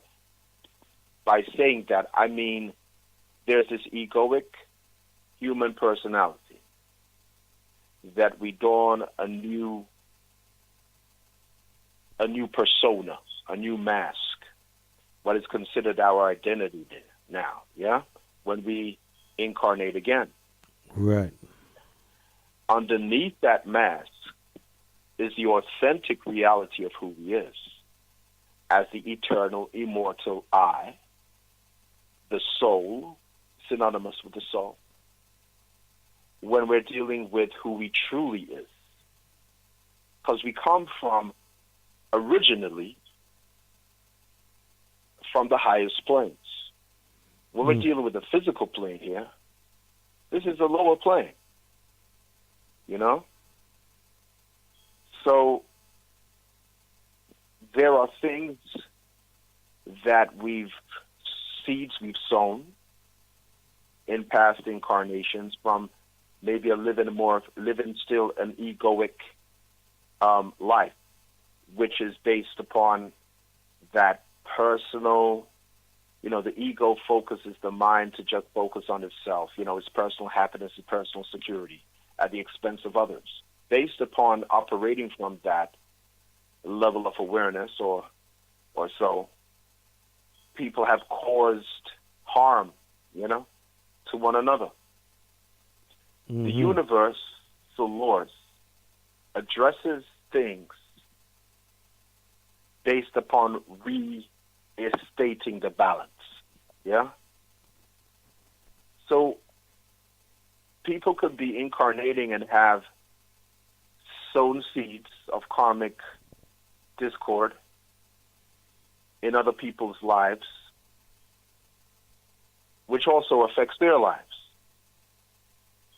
But we may take several lifetimes, so to speak, life experiences before what we've sown becomes reaped, which then becomes the experience one may be experiencing in a, say we talk about this present incarnation. Someone could be experiencing what they've reaped from what they've sown, you see, from egoic behavior. Mm-hmm. Now, we're here to grow beyond that illusion of who we believe ourselves to be, the many personas we have donned, the many roles we have played, the many scripts, we have written and performed, those roles in. And that takes it to another level when we then think about, like Clyde did mention, the reason for some people could be, like some Caucasian people may find themselves wanting to connect with a consciousness that's outside of their culture, yeah? And it could be because they have something they want to balance up with their karmic life, yeah? Now, the thing is that also, as soul transcends these identities we've dawned on here and these labels. So when I was talking about earlier about the cause and effect, these are one of the principles of existence, which is about sowing and reaping. How things happen when we think they're just happening from, they're just, it's from out the blue, And in a bigger context and bigger picture, we have to see that there are things, each racial, if we want to say racial, cultural, different groups. You have soul groups, you have racial groups. You see, as above, so below, you got soul groups. And then you got racial groups, which are identified by the familiarity, ethnic, commonalities we have. But who we is beyond the bodysuit and the culture conditioning is far more beyond what we're identifying with here in this particular life experience or life stream. There are schools of thought that says that what you hate, you become, just as what you love, you can become, because you're lining yourself up with that vibration. There are those who were of a different race, hating on other races, and have incarnated into the race that they hated. Now, that can sound really crazy to some because they believe they've always been born in the racial group. You see, when we start thinking about an identity that we're holding on to on a earthly plane, different to the infinite, the infinite reality of our being, then we get trapped in little frameworks,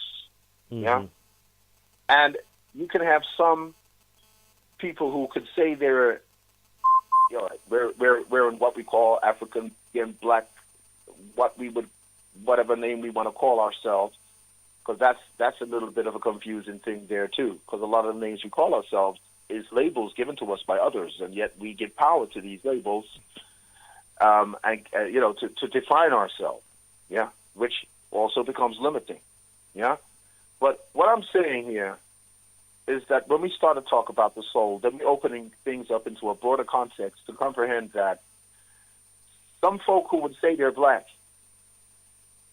and are holding on to certain states of consciousness based upon, what we carry as an identity.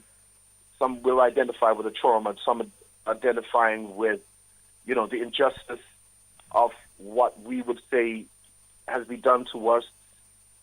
Now, the thing here is, those same people who are saying they're black today could have been the very people incarnated in the previous time who was hating the race they're now in. And now they're experiencing what it's like being that.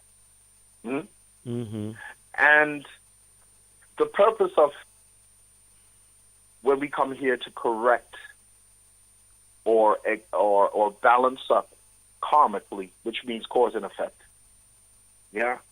what we have sown in a previous incarnation, can be something simply to realize that, look, you have to transcend that egoic personality of hate, hatred, these lower vibrations that come from the egoic mindset, the false identification, the ego that feels insecure, period.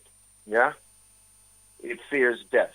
This idea of death is something that's been taught, something that has been locked into a conditioned state that makes us operate in a certain way based upon self-interest alone, when we can, from the soul level, operate in a way that uplifts ourselves and also uplifts others. But the ego personality can't see that broad. It's based on insecurity. So we come here to also transcend that state. So we come out of the illusion and begin to identify with the broader reality of who we really is. When we think about going back into the past and going deeper than the slavery, we will have to connect with that consciousness that enables us to accomplish such higher and greater things that we did in the past, right? Which means then that we'd have to go beyond what we're holding on to now to realize the higher level of consciousness we were in alignment with back further, in further times. But the thing is that when we deal with in Kemet or the Ethiopian colony called Kemet, there is a symbol called Akiru, the two-headed lion, right? Mm-hmm. And one lion is called yesterday, and the other lion is called tomorrow. Yeah? And in the center, there's this symbol of the Shenu. The Shen represents eternity.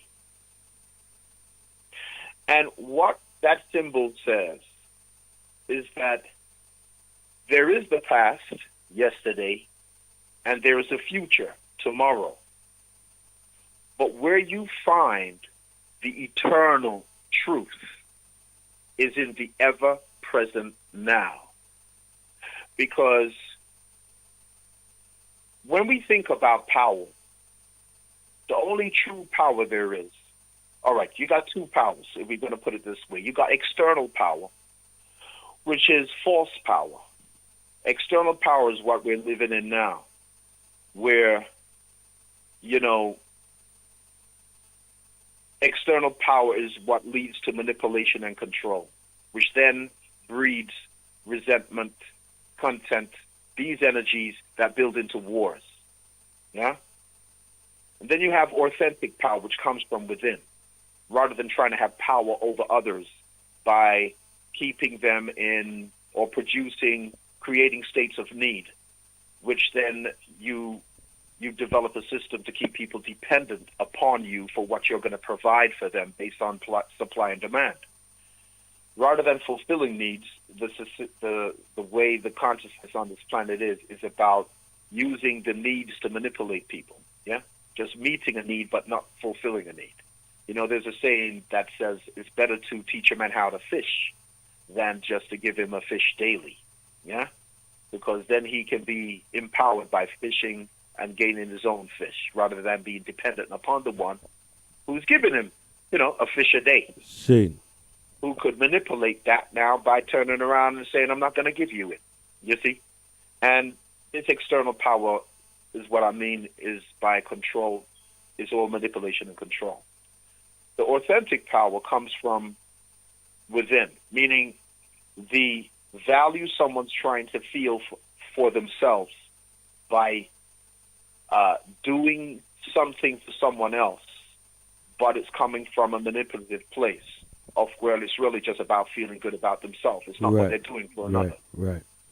Then this ain't authentic power. It's like you're looking for that quality outside of yourself, rather than generating self-appreciation from within.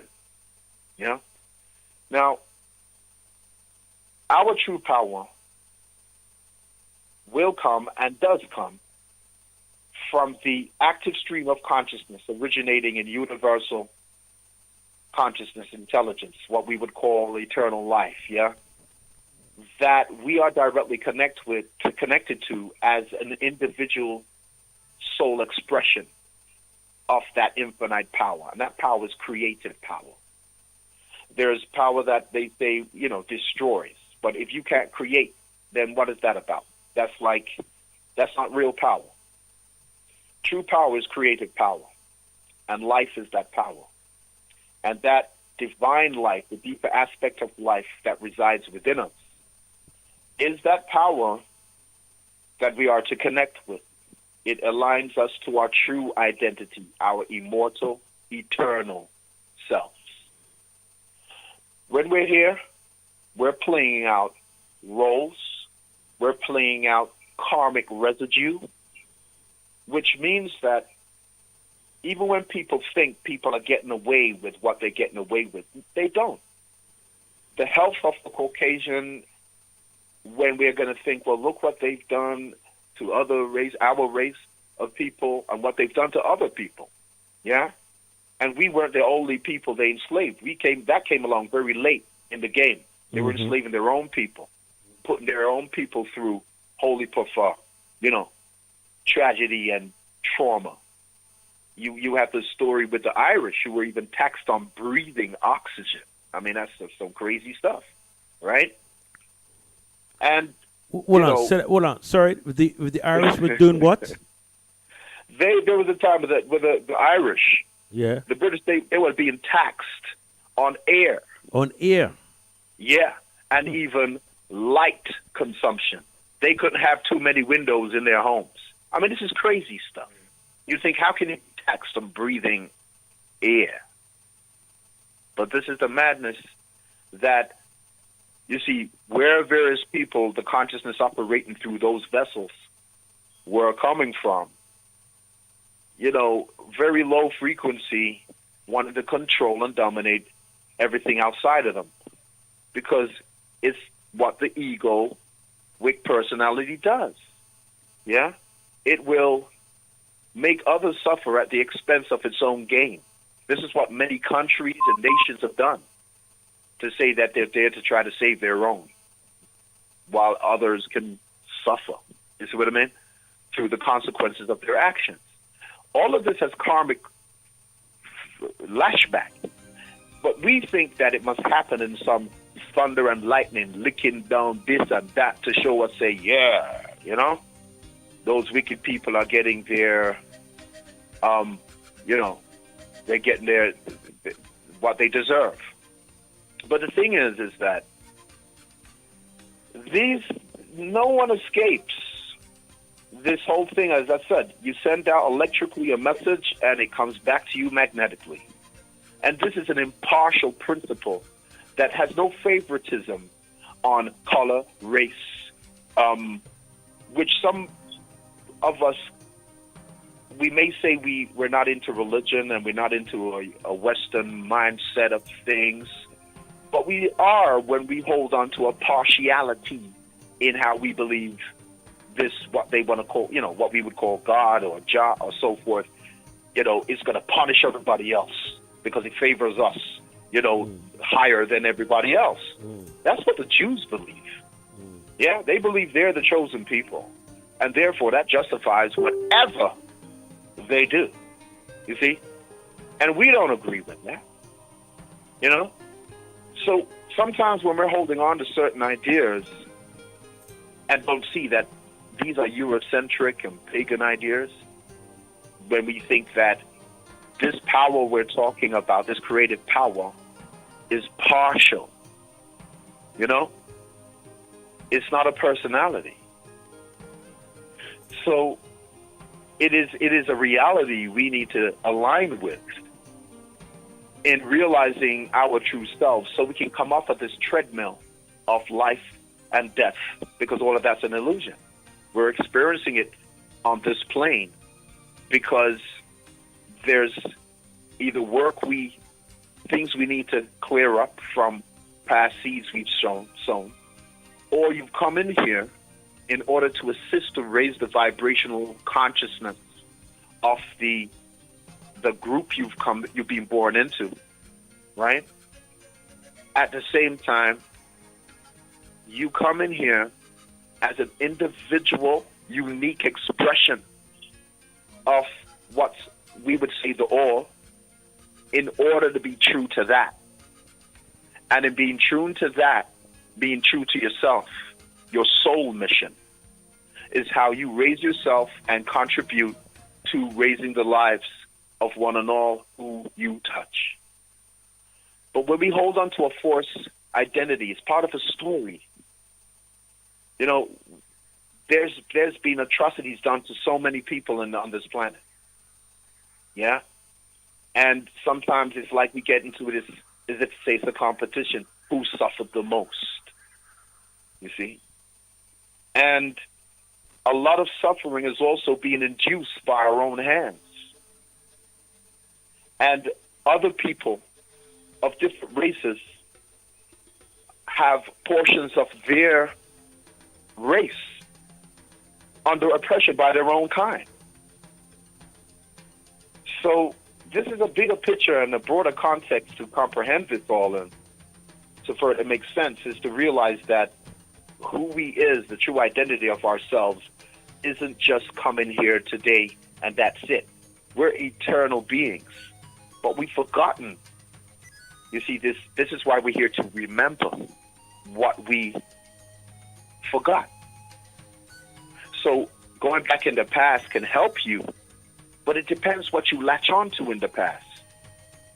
It could either benefit you to become more aware of who you is now, or it could actually hinder you to have you identifying with egoic states that got you in the problem in the first place. Mm-hmm. Mm-hmm. You see, Mm-hmm. because a lot of us, we're dealing with physical law, and nothing. We're not governed by physical law. This is what we've been taught, to believe. But universal law don't sleep. Yeah, we see by the seasons that there is a cosmic principle, natural law at work, regardless of what man wants to think. You see, so we're living by these spiritual laws when we should be living by cosmic laws, the law of life. Physical law is made up by man. Man's egoic state of the role he's playing and believing he is, which has a lot of fear-based connotations in it, because fearing death is a sign of being in an illusion to who you really are. Was that fearing death? Fearing death is a sign of being in an illusion, operating from an illusionary state, right? To who we really are. You see? So on a broader level, as souls, we come in here to wake up out of this illusion of this limitations, this earthly concepts that we identify with. We say that we're great beings. That greatness comes from identifying with the principle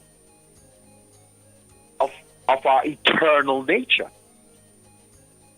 You see, all knowledge, the purpose of knowledge is to develop the soul nature. If knowledge is not doing that, then all what we are getting and thinking or believing is knowledge is just information to condition and train to prepare people to occupy a particular station within a system that is designed to oppress and keep people from remembering who they are, keeping people realizing their true connection and oneness with the eternal life principle. So they don't want you to remember, because then you won't be able to be easily controlled. If you keep believing you are limited to this bodysuit, the skin suit, the name, the birth certificate, the historical story we've been given, I mean, a lot of that is becoming redundant, because even some of these stories about the slave trade and stuff, remember, they're stories, and if you believe in them, you create them. Yeah? You line up, you begin to vibrate in those feelings, those emotions, and you create this unknowingly to yourself how you're creating it, if you're believing in a doctrine that tells you that the creative principle is outside of you. You see? But hold on, let me jump in there, because yes, brother. If you look at slavery, right? Now the thing is that, because it's real, that did happen, right? We're not saying it didn't. Okay then, all right then, fair enough then. But the Not thing is saying that, it didn't. all right then, fair enough, right? But the thing is that we need to learn from that experience. Yeah. Well, check this out.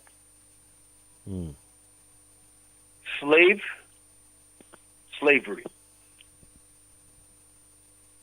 Before the British got involved, we had the Arabs that not much folk talk about.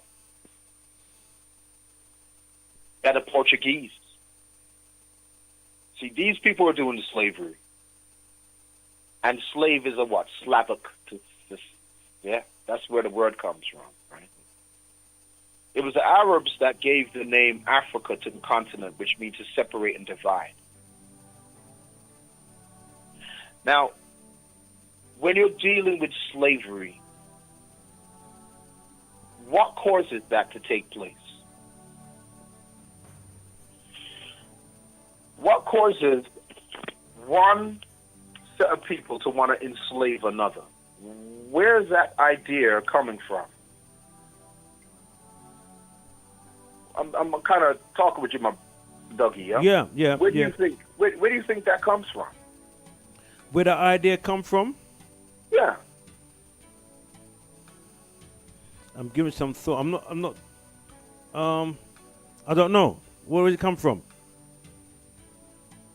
Well, it comes from way before we're dealing with the ships going across the ocean waters, yeah?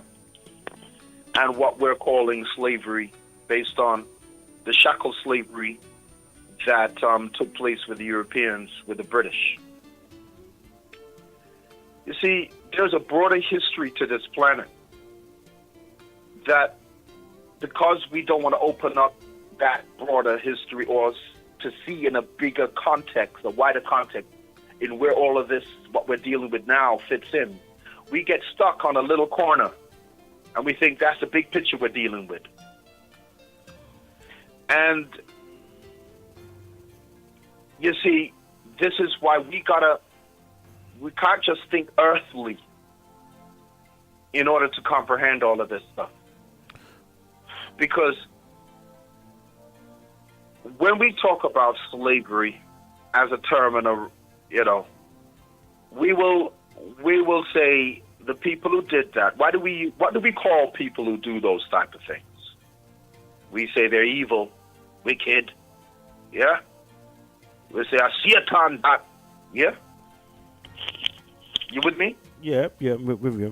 Yeah, I'm just trying to follow what you're saying. Go on. Okay. Mm-hmm. Yeah, I'm gonna say something that may seem a little kind of out there or in there or wherever. But we got these terms. We say, well, if the devil do this, all right? Mm-hmm. And then we say, God is good. And we have the word Lucifer, don't we?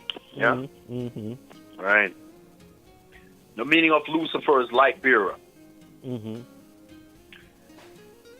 What's been going on this planet has been longer than 400 years. And there's back 13,000 years ago, if you want to talk about going back in the past, there was one of these rebellions called Luciferian rebellions.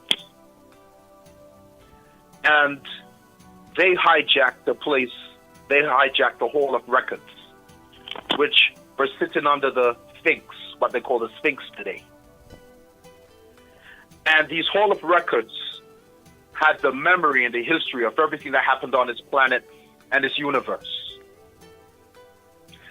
And you had beings that came in here with the intentions to control the consciousness of the souls incarnated on this planet. And in order to do that, they had to hijack some technology. And that technology was called the mirror glass. And in some movies, sci-fi movies and stuff, which they make intentionally to, like, if you refer to it, you'll seem like what you're just referring to a movie. But those ideas don't come out of a vacuum. A lot of the ideas, like Star Wars, that's about the wars in the heavens.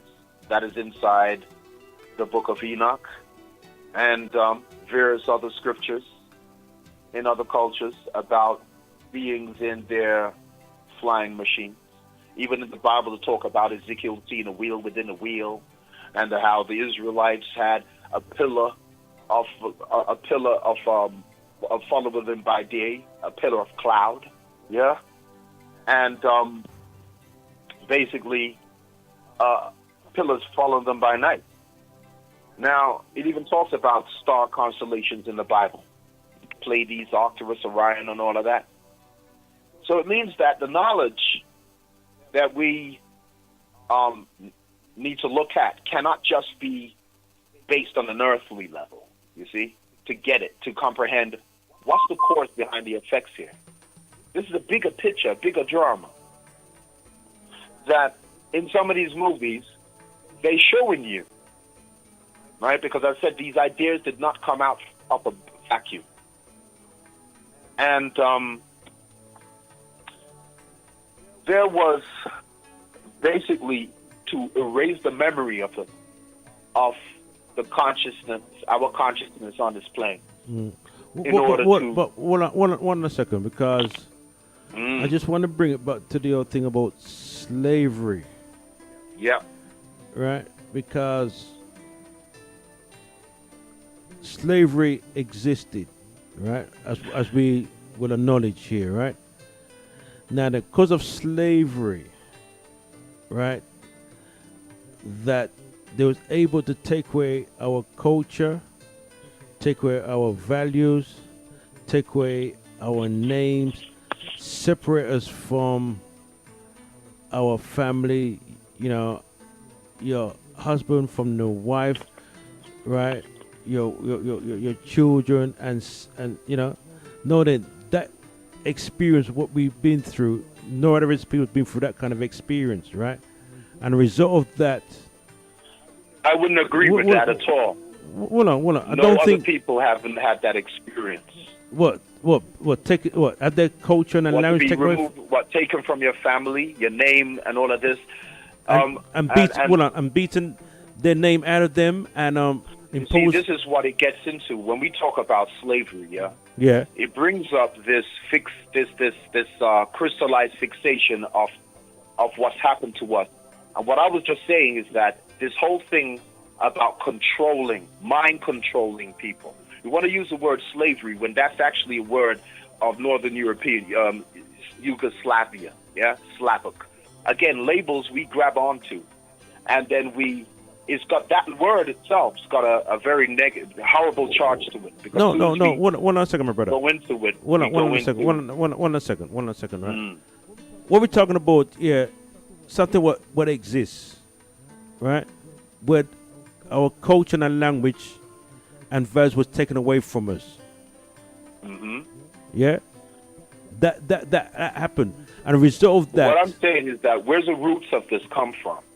Because it's like we're talking about something that has happened, and we're dealing with a certain period in time, which is part of an effect. We're not talking about the cause of this and how long this has been going on. Slave. We're talking about beings that have hijacked the Earth's hologram and is enslaving everyone on this planet based upon not knowing or remembering that they're eternal and immortal beings. They've created slave colonies. Yeah, but on different planets. The thing is this, though, right? That we have the knowledge that it exists, and we have to acknowledge that the reason why we're in a position we are today is because of slavery. You see, this is what I'm saying. We're dealing with effects and not causes. You just said the reason why we're in this is because of slavery. Yeah? This is an effect of something, and I'm saying, what's the cause of it? This has been going on. I mentioned 30,000 years is one of the rebellions that took place on this planet that we won't even talk about because it sounds like you're chatting crazy stuff. But we'll sit down and watch our sci-fi movies. We'll sit down and watch The Matrix and use the term Matrix even to make points in what we're trying to talk about.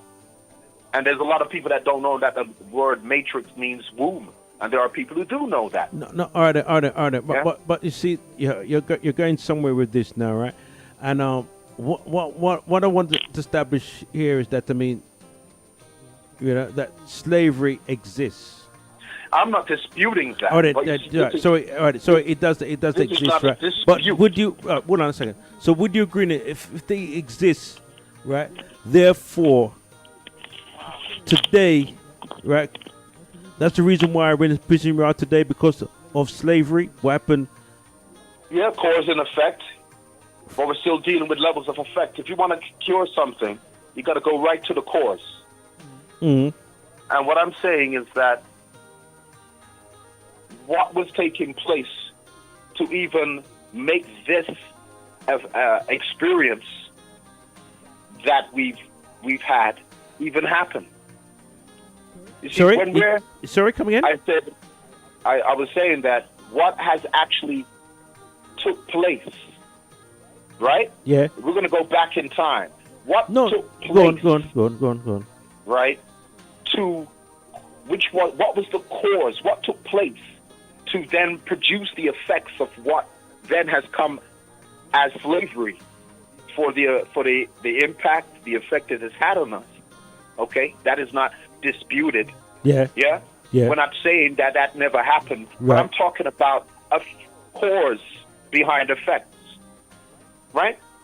What took place to make this begin to happen?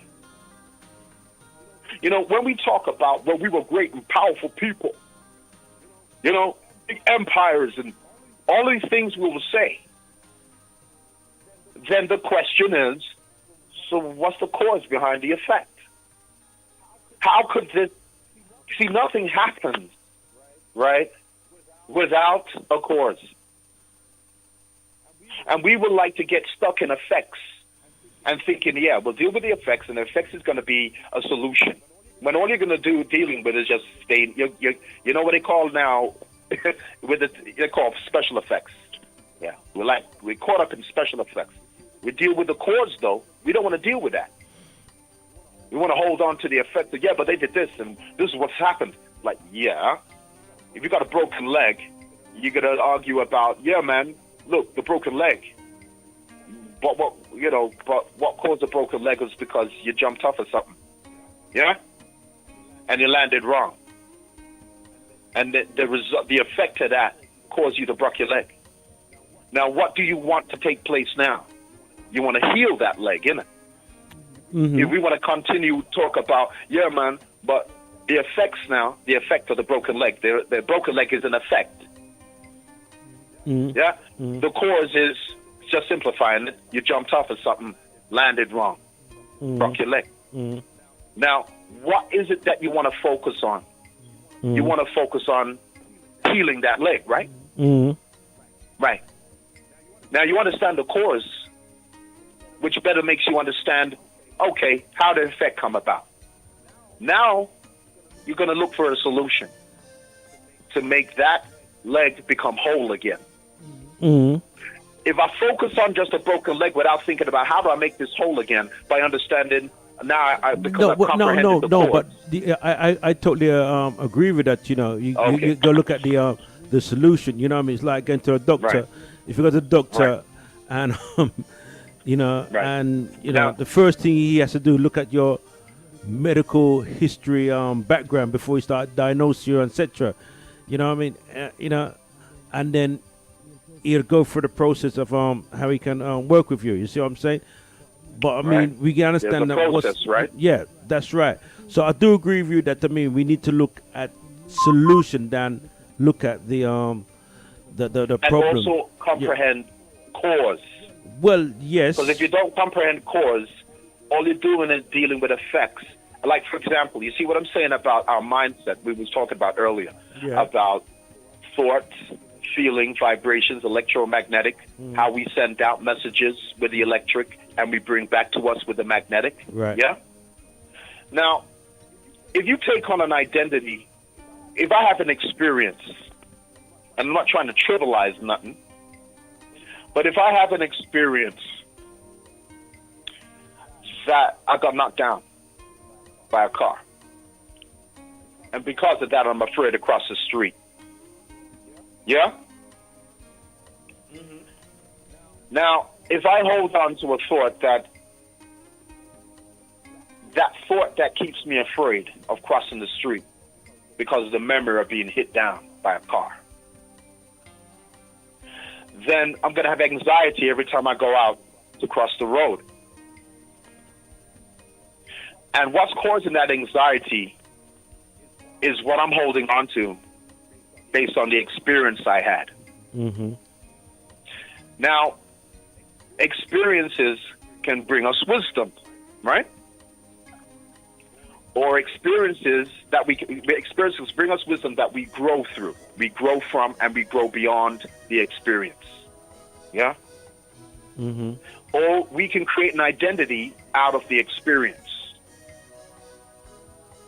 And that identity now becomes, I'm afraid to cross the road because of what happened to me, what I remember, that pain.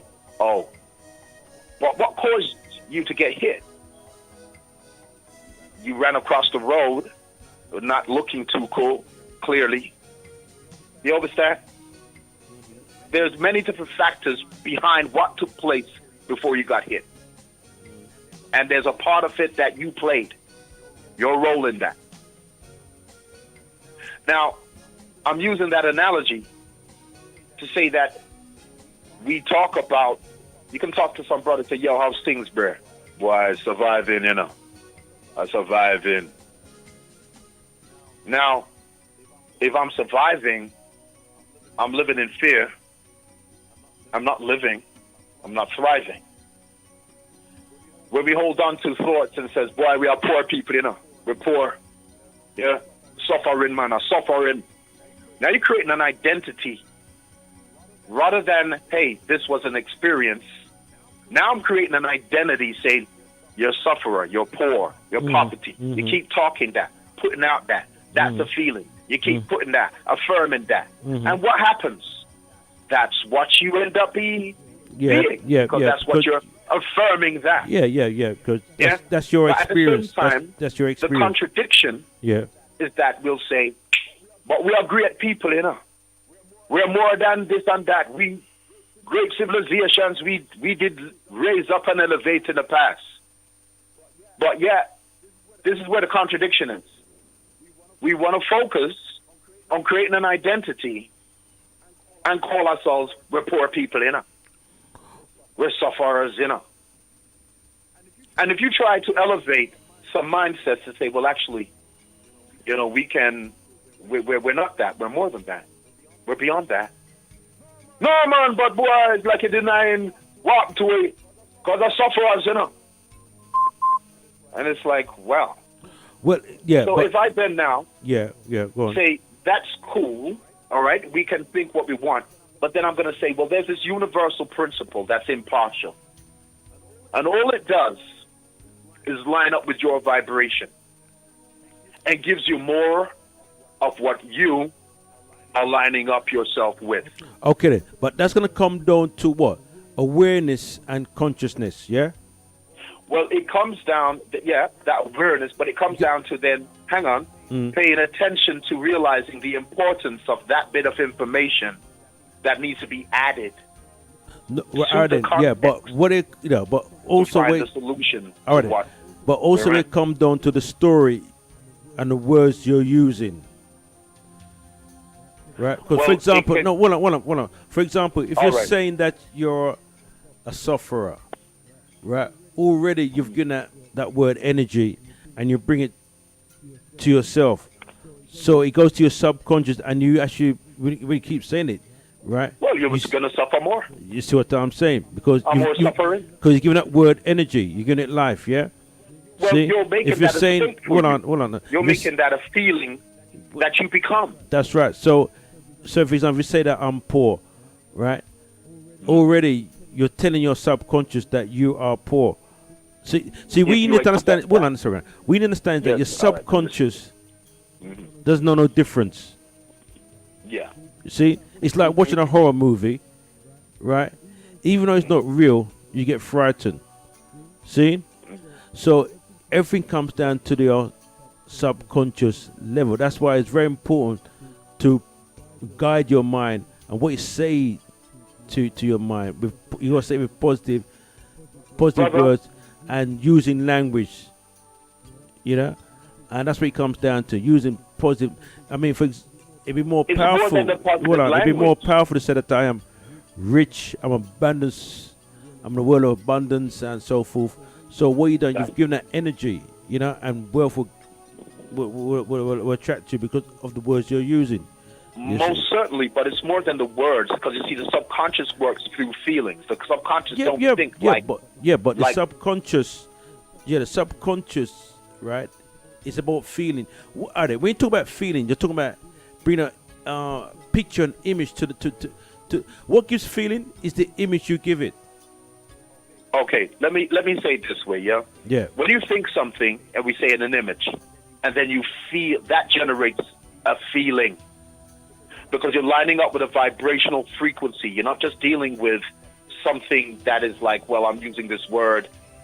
It's the feeling behind it. It's the state it puts you in. Yeah, that's no. Me understand what you're saying, because when you say you're putting in a state now, then understand. For example, if I'm saying that I am great, and you beat your chest, I am great. What you're doing it, you put yourself in a state, right? Well, that's a simplified way, but the way you put yourself in a state is based on actually becoming that. You see the feeling of feeling great. You got to actually feel it. That's what I'm saying. You got to feel it great. Yeah, that's right. Yeah. Yeah. Some people are so far away from that vibrational frequency. If they just say, "Yeah, I'm great," they don't necessarily feel the frequency of great, because they're far away from that frequency, because they have been identifying with something less than that for quite a while. So it's hard for them to. How does that feel? Yeah, because you have to feel the actual authentic frequency of that great to then be in that state. For then now that to become a creative power to transform you from where you were before. Yeah, they make these things seem very simplified. Like, I could just say this or say that, my subconscious is going to pick it up. Well, the subconscious has already got other programs running. Yeah, that may not be it's not going to necessarily agree with you. That's the reason why some people can say I'm rich, but they don't feel that that's true. Yeah, I don't feel it. It's true. You can say an affirmation which only reconditions your mind, but it doesn't change your feelings. If you haven't been accepting of yourself, self-accepting, because feelings are about experience. So if I want to experience greatness, I'm going to have to feel that. If I just think it mentally, I'm great, I'm great, I'm great. It's just a mental condition. It's not got enough power to then make that become part of who I become, because I've got to feel that as real. Because the subconscious, how it works is that it feels, basically, it takes on whatever you feel is true. It will then, that's how it receives the command. You can't just get something in your subconscious just like, yeah, I just said, I'm great. Yeah? The subconscious gets impressed upon by what it feels is true. What you feel is true, then it takes it and accepts it as true too for you. It doesn't know any distinction. But if that's very true. But you can then repeat. The subconscious won't be impressed with it. No, but you can program your subconscious by every single day by saying affirmation words. Most certainly. Yeah, by empowering in yourself. You know, because everything goes to the subconscious, as you're aware with. You know, how we're programmed is from the subconscious. Yeah, but you see, the subconscious ain't all what you is. It's just that's just another smaller aspect. You got your super consciousness. Yeah, you got the super conscious. Yeah. Yeah. Now the super consciousness is what means super is above and superior to the consciousness of the physical plane and everything on it, and even those who have an experience on it. That's what super consciousness means. That's where we could then say higher consciousness. Yeah, that is what we are to line up with. raising our consciousness awareness up to super consciousness, that identity of ourselves that resides in the spiritual realms. Yeah? Now, that means, therefore, you're not dealing with the consciousness of this plane. And when you use what's on this plane to identify with, then you're not connecting with your super consciousness. What you're doing is program the subconscious to manifest for you what you're identifying with, based on those limitations, based on those labels, based on this false history of who we believe we are. You know, to say you're a sufferer, to say you're poor people, to actually hold that with such energy. That's how your subconscious is getting impressed upon, because it's the feeling of feeling that is true. Now, not all folk is subconscious is being programmed the same way, right? So this is where it becomes kind of like a very kind of like a group collective type of mindset that can even draw people into that negativity. If you say that, if you make people feel that they are running away from themselves in some way, they are not identifying with who they are if they don't acknowledge that they are slave picnic, or they are sufferers and poor people. You think, hang on a minute. Hang on a second here.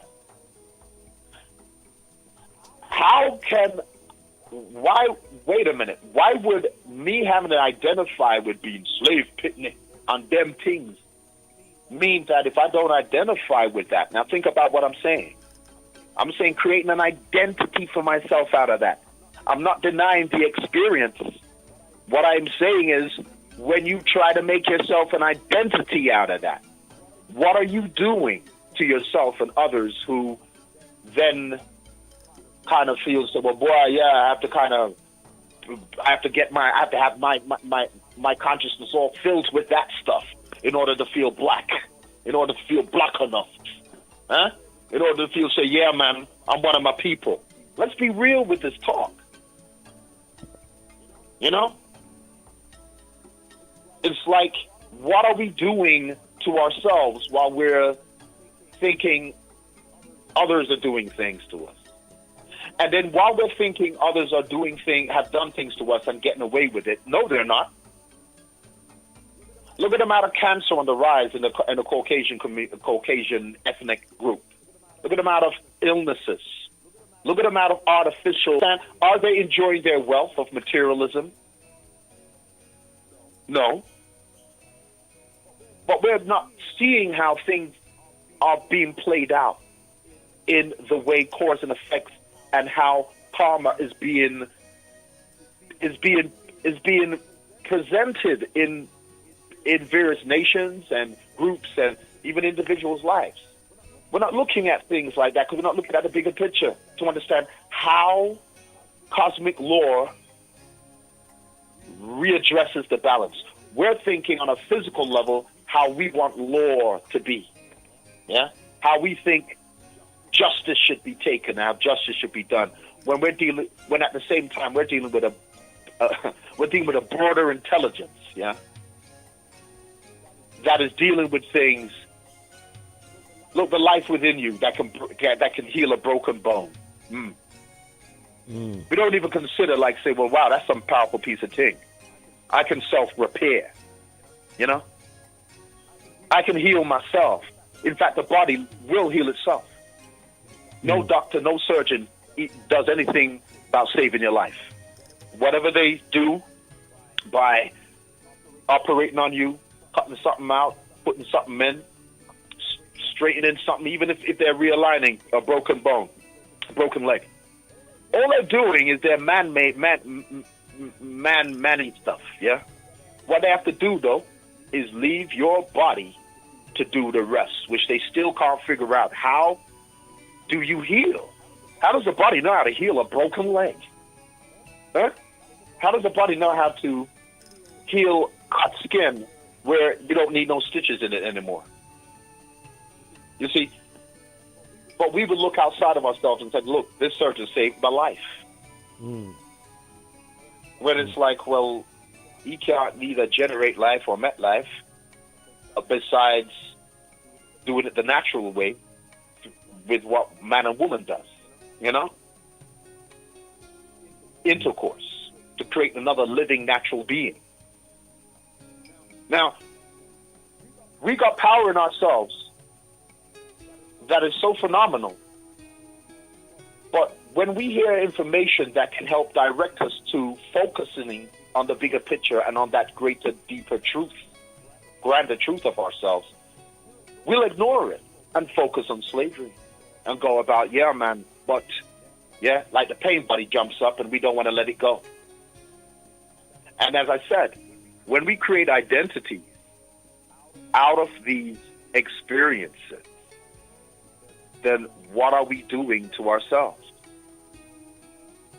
If we agree that the subconscious gets impressed upon it through what we allow and accept as true, and it's through the feeling, then why is it that we're not catching on to what we're actually contributing to doing ourselves?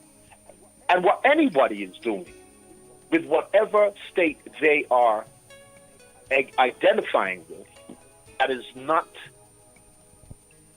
of expressing the grander reality of who they are. Right.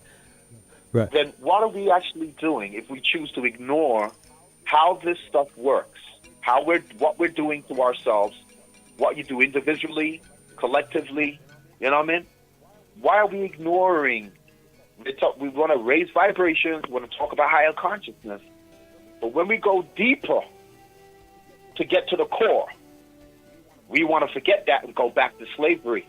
Like it's like, my gosh, man. No, but I mean, no. Hold on a second, because I do believe that, you know, even we was reading earlier on, right, and we did say that, you know, to reach to the higher level of vibration, consciousness, and reach to the soul, right. Before you reach that, there's a lot of clearing out's got to be done. Right. Right. So you got to identify there's a certain blockage, right, for you to reach that kind of, right.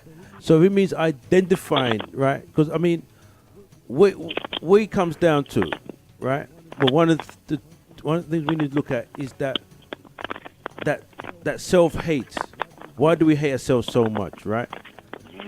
You know, and when you trace it back, a lot of it comes down to the way we've been programmed, where we've been taught. Yeah. See? And all of that hasn't been from history. A lot of that, some of that has happened from various parents. Well, from parents, and hold on, Brethren. And where did they get that from? Some of that. Hold on a second. And where did they get that from?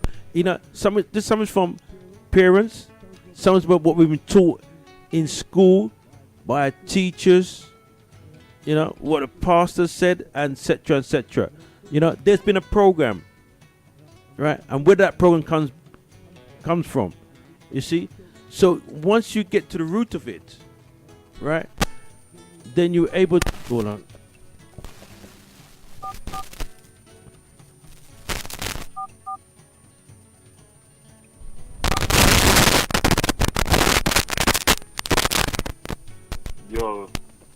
Yes, sir. Cut out, so I didn't hear fully what you just said there. Yeah, let me say what I'm saying, right? Yeah. Once we get to the root of it, right? Yes. Because you now say, where did all this program comes from, right? So once we get to the root of it, it's about clearing all of this, right? Right, and reprogram yourself. You see what I'm trying to bring to the table here. No, I do, but yeah. I feel like I am actually saying I'm giving like the answers to all of that. No. You. But yeah, go on. I think maybe there's a misunderstanding. I don't know if you misunderstand what I'm actually saying, because the programming of all of that which you're mentioning, you know, we know we can. You know, the Willie Lynch syndrome, if you want to put it even into that, if you want to go back, well, how far did that go? Where did that really, where we get these mindsets that we then start to project onto one another? Where did that come from? Yeah? So, you know, there's that Willie Lynch syndrome, okay? Right? that these things have been played out psychologically. So it's been a strategic thing, you know? Yes. The thing is now, the days when one wasn't aware of the source of why we would be thinking certain things about ourselves, okay? Hating our hair, hating the complexion, you know, hating things about our features and character and all of these type of things, right? Now, this day, you know, we know about this. No. You can't. No. Hold on 1 second. You see where we go wrong, though, right? What? When you say that we know about this. Well, I can speak about my experience, right? All right. You see what I'm saying? You can talk. Hold on. You can talk about. Hold on a second. You can talk about for your experience, no, right? Right. But I'm saying that most of us out there, right, a good handful of people out there, do not know.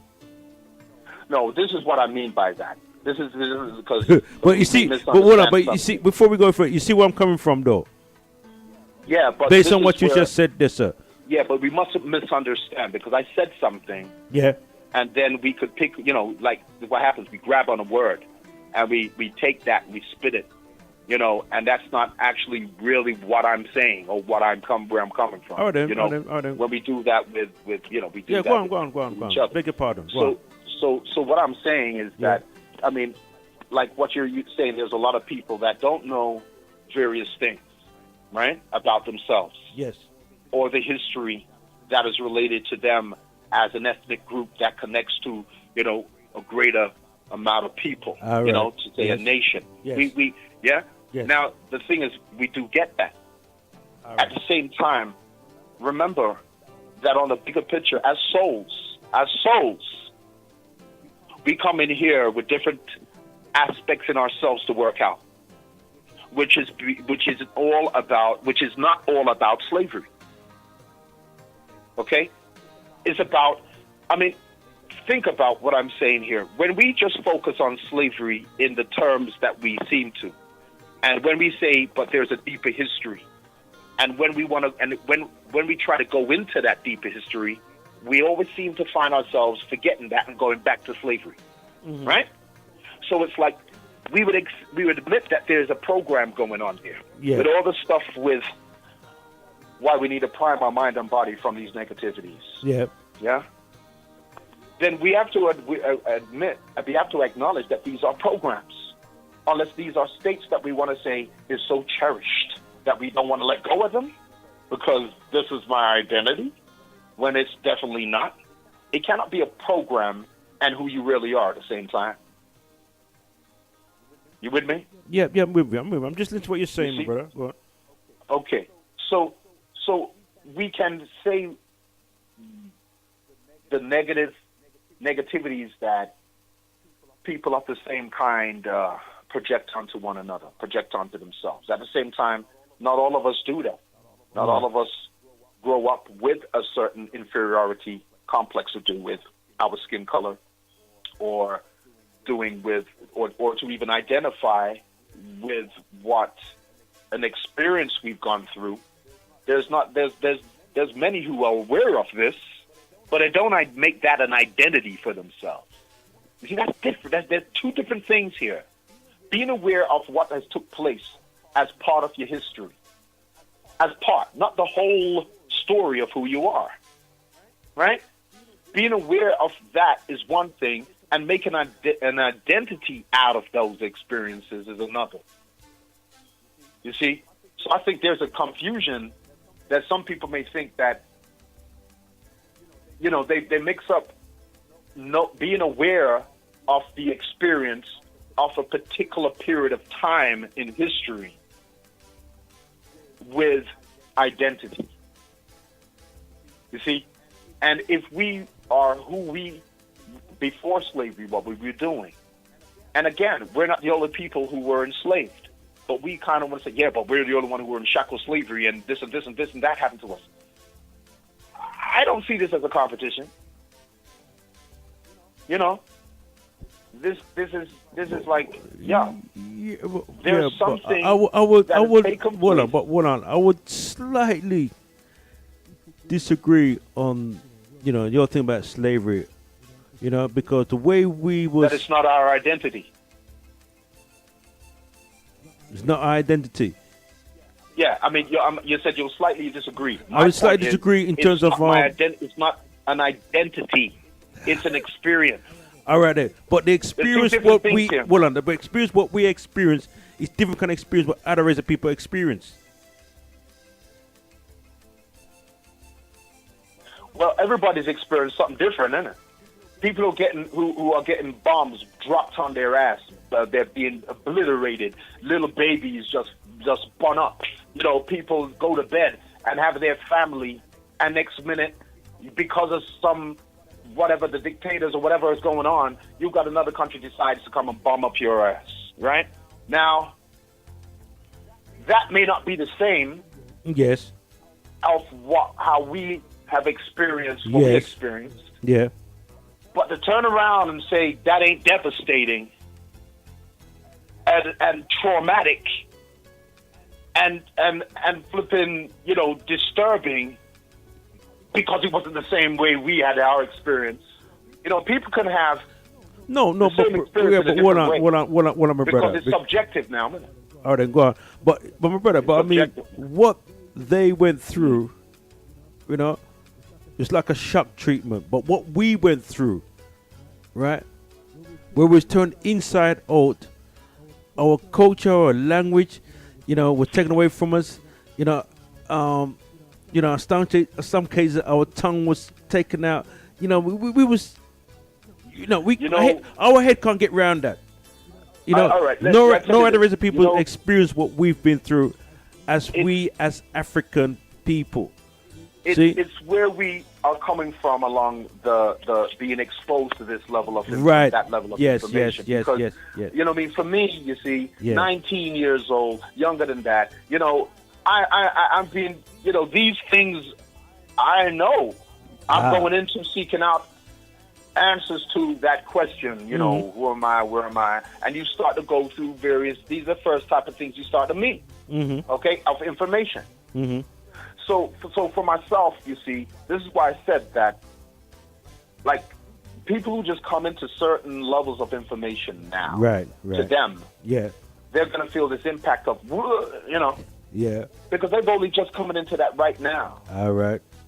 right? So there's a difference in what's happening in the way people kind of look at things who just coming into something recently Okay, that then. many Okay, have then. known for decades. All right. Then. And have had to pass through I can reason and upon work that. through Yeah. those feelings. Yeah. All right then. Yes. Yeah. Me see where I come from when you said that. No. Yeah. Okay, yeah. Right. Yeah. Right. You see? Because this is what I do observe. People who just come into certain information that's all 30, 40 years, like just coming into hearing about Ivan Ben Sertima, Chikanta Diop. You know what I mean? Some people just coming into hearing about these dudes now. Right? To people like myself, to people like you, to people like some other folk, this is like, well, kindergarten stuff for us. And I don't mean that in a disrespectful way to people who are just coming into certain information now. But you see, there's a growth that has to take place. If you're not growing, then you're stagnant. And there's something that is not correct going on in the way you're processing information. Right. Right? Yeah. I've seen people just take on the trauma and the anger. They're just mad and angry. That's what they stay on. And then this messes up their health. We end up maybe saying, yeah, that was a warrior there, but wait a minute, the emotional state and the mental and emotional state of that individual holding on, the way they were dealing with the information, what it brought up in them. Yeah. It turned toxic, turned poisonous. I did. There's truth in that. I do agree with It you. then killed them. Because you hold on to all of that. You understand what I'm saying? See, yeah, more understand what I said. But you see, I want to bridge it because all the reason I'm going over because I said to bring it round to do a reason, so to bring that clarification out of you. See, Yeah. you see my deal with brethren. Yeah, well, that's good, you know, because we do need to be clear. Yeah, because be clear. we I can be clarified. miscomprehended Aye. when we're Yeah, explaining I something think and we think, you know. because we still on the same page still, but we still a reason still and still try to forget. Yeah. clarification and clarification. yeah, you understand my deal because people are listening right certainly. now and clarification is very, very important. See, because you said Most- whole most things, cer- whole things, but we still have to get some clarification because we're on the page, but we want to make sure we're on the right page, right? Even though we're not on the Yeah. right page, still, even what I'm saying, even though we might not be on the right page, right? Clarification is very, very important. Still, see, come we So see that where come from. clarification, Yeah. yeah, that clarification is also in the realms now, the regions of when we now start to talk about going into deep. If we're going to say about the past, we need to deal with the past. All Then right. it has to be the deeper. Yeah, you got to go to the deeper to when you were connected. You know, it's like the past of what ancestors had left behind for us to remember, because it's not like something we need to learn. It's something we need to remember because we have the whole truth within ourselves. How does that happen? Because we're our souls. See, the soul has lived for millions. You know what I mean? I can't even put numbers on it. You can't even say how, you know, but our soul has lived for eons. Okay? Even before we could say that, even before this planet, this galaxy was even came into existence. But hold on. Before, cause you mentioned about the soul, right? Yeah. Break down what do you mean by the soul, because people might be hearing that for the very first time. See, right? So Well, yeah, just give a little breakdown. well, about the what you mean by soul. If I simplify it Yeah. in the way I would say this now, soul, solar, sol, sun. These words are related. Soul, sol, solar, sun. So your sun. So what is the sun to this planet? The question. Just yeah. Yeah, the sun is What is energy. the sun to this planet? Energy, The sun Life. is the source of life to this life. planet. Yeah, that's right. Yeah, life and growth. If there was no radiation of the sun, right? Then the planet will go into a freeze. Life will be going to an ice age. You would end up having a whole heap of life just get wiped out. The planets come out of the sun. So what the sun is to this planet, or to this solar system, is what our soul is Ah, to who we are.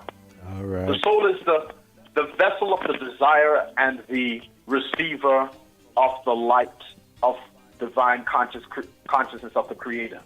Our soul holds within it all of that which is of the creative source, the creative principle, right? That brought all things into form and gave it consciousness. Yeah? Our soul contains the nature of that source. Yeah? So we are that light, the true light of life. So there's many different kind of lights, and light can blind you, and light can be dirty light, and then talk about light pollution. Yeah? You know? But when we're chatting about the light of life, we're dealing with the true light. Yeah? That's our soul. That's why the allegory in the book that says, the light that lighteth up every man that cometh into the world. The light shineth in the darkness, but the darkness comprehend it not. That darkness is the shadow aspect of the egoic mind, the human consciousness that doesn't comprehend the true nature of itself until that light of the soul speaks through into your conscious awareness. That makes you start to contemplate thoughts, ideas of there must be more, you see? There must be more to life than this. When you start to ask those type of questions, that's your soul starting to speak to you. Prior to that, the ego is the sovereign, holding sovereign domain in a person's personal consciousness when all you believe of who you believe yourself to be and what you think life is based on what you've been conditioned and brought up to accept. When you begin, you see, so the soul is the light of life. And we take this very lightly in the sense of not really feeling the immensity of what this means. It just kind of gets palmed up like, oh, okay, that was just, someone just said rosebuds and daffodils. And you just like, yeah, okay, whatever. And you just move on. When we talk about the light of our soul, which is the light of divine life force, that divine life force, eternal life principle, is the intelligent consciousness and creative power that the whole universes have been drawn out of, and galaxies and planets. And before galaxies and planets and universes, we as souls existed. This is how, when we talk about who we is, before creation, how deep do we really want to go? All right, then. But tell me something. Let me ask a question. So, when one talk about soulmate, yeah, how do you look at that? Well, I remember when we were talking the other day. Yeah, we talked about the other day. Yeah, Edison and Brother Jammers and Russ McCoy. My take on that. I have a deeper perspective on it, but my take on it at that time, to what I just said, at that time was like, well, look, this obsession with soulmate, yeah. I feel that we first have to connect with our own selves, our own soul. Mm-hmm. But a soulmate, just look at the term mate. In this culture, the language. I mean, I remember when I first used that word, and when I was in the States, and I was about 14. When I remember, I said to my aunt, I was talking to her about some friends, and I said, yeah, that was my mate. And she looked at me and she goes, what? She just goes, what are you? And I said, no, my friend. It's just the way this country, England, that's how the white guys, they refer to their friends. They say, all right, Mike. Yeah. But when you say mates, that to other people, we know that you're going to meet, that's what animals do, isn't it? And yes. They're mating. Yeah. Yeah. Right? They're having intercourse. Yeah? So when we talk about soulmate, it's the fact now that, again, we haven't just lived this life stream we're in. So we're in a new identity. It's like somebody getting a new passport and maybe plastic surgery or something, and now you don't recognize them as the person you would have recognized before if they looked the same. Yeah? Well, that's what we're like. As souls, who we really is, right? The souls and souls recognize and know each other. Right? Remember, soul don't forget. Yeah? But we come in another incarnation with a new identity. A new look. You know what I'm saying? So, what happens, the soul, on a soul vibrational level, depending on the interaction and the context of that interaction, the nature of that interaction, of one soul and another, or group of souls, because when you think about how long, if you were to go into how long we've lived, when we're talking about as an eternal, immortal being, then we've had a lot of interactions with various different souls and maybe had long interactions with certain ones. You see what I mean? See. So what happens, it's also a bit like what Edison was saying, and what Clyde is also, we resonate on the same agreement when it comes to this thing with karma, cause and effect. Some people are drawn to each other based upon the unresolved soul, stuff that the soul remembers, but you're in a different personality now. You look different, You're in a different bodysuit. But the vibration that is there, that is built up between you and that particular soul, that has that unresolved situation, can connect again for whatever it is. You may have had a deep love, when we're talking about love, right? Experience with another soul in a different incarnation, in a different personality and body, bodysuit, right? And that energy of a higher, it still remains. So based on the quality of that interaction and the vibrational connection, that is still there in the soul, then two people can meet. And we're talking male and female. Those souls can feel that activation when they come close. And this is what can make you, because we got many soulmates. Many soulmates. You don't just have one soulmate. The primary soulmate is you. But we have many soulmates. But the nature of what that connection is depends on, what that connection is. It depends upon the situation, whatever is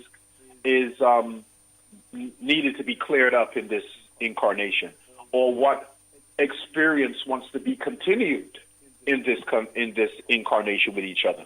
Because you could maybe want to continue that connection again if it was beautiful. You know what I mean? You see? So that's what I'd say about soulmates, because there's many. And the context that plays out is going to be due to the nature of the interaction that was taking place in the previous incarnation.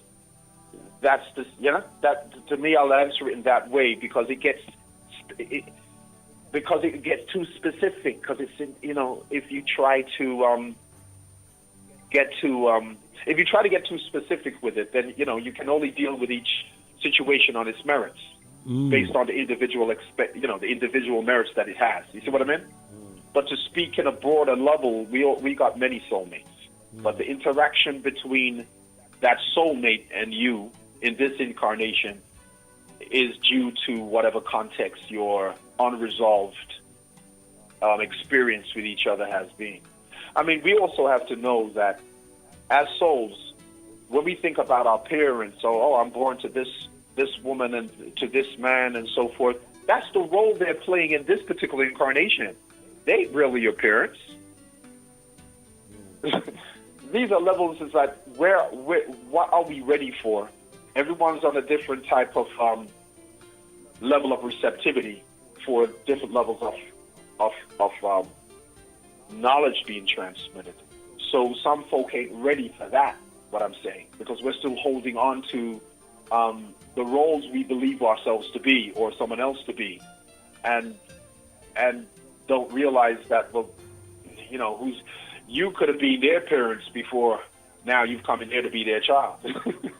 You could be born to someone who, you could have a son, you could have a child, and your relationship with that child of yours in a previous incarnation was one that they might have murdered you.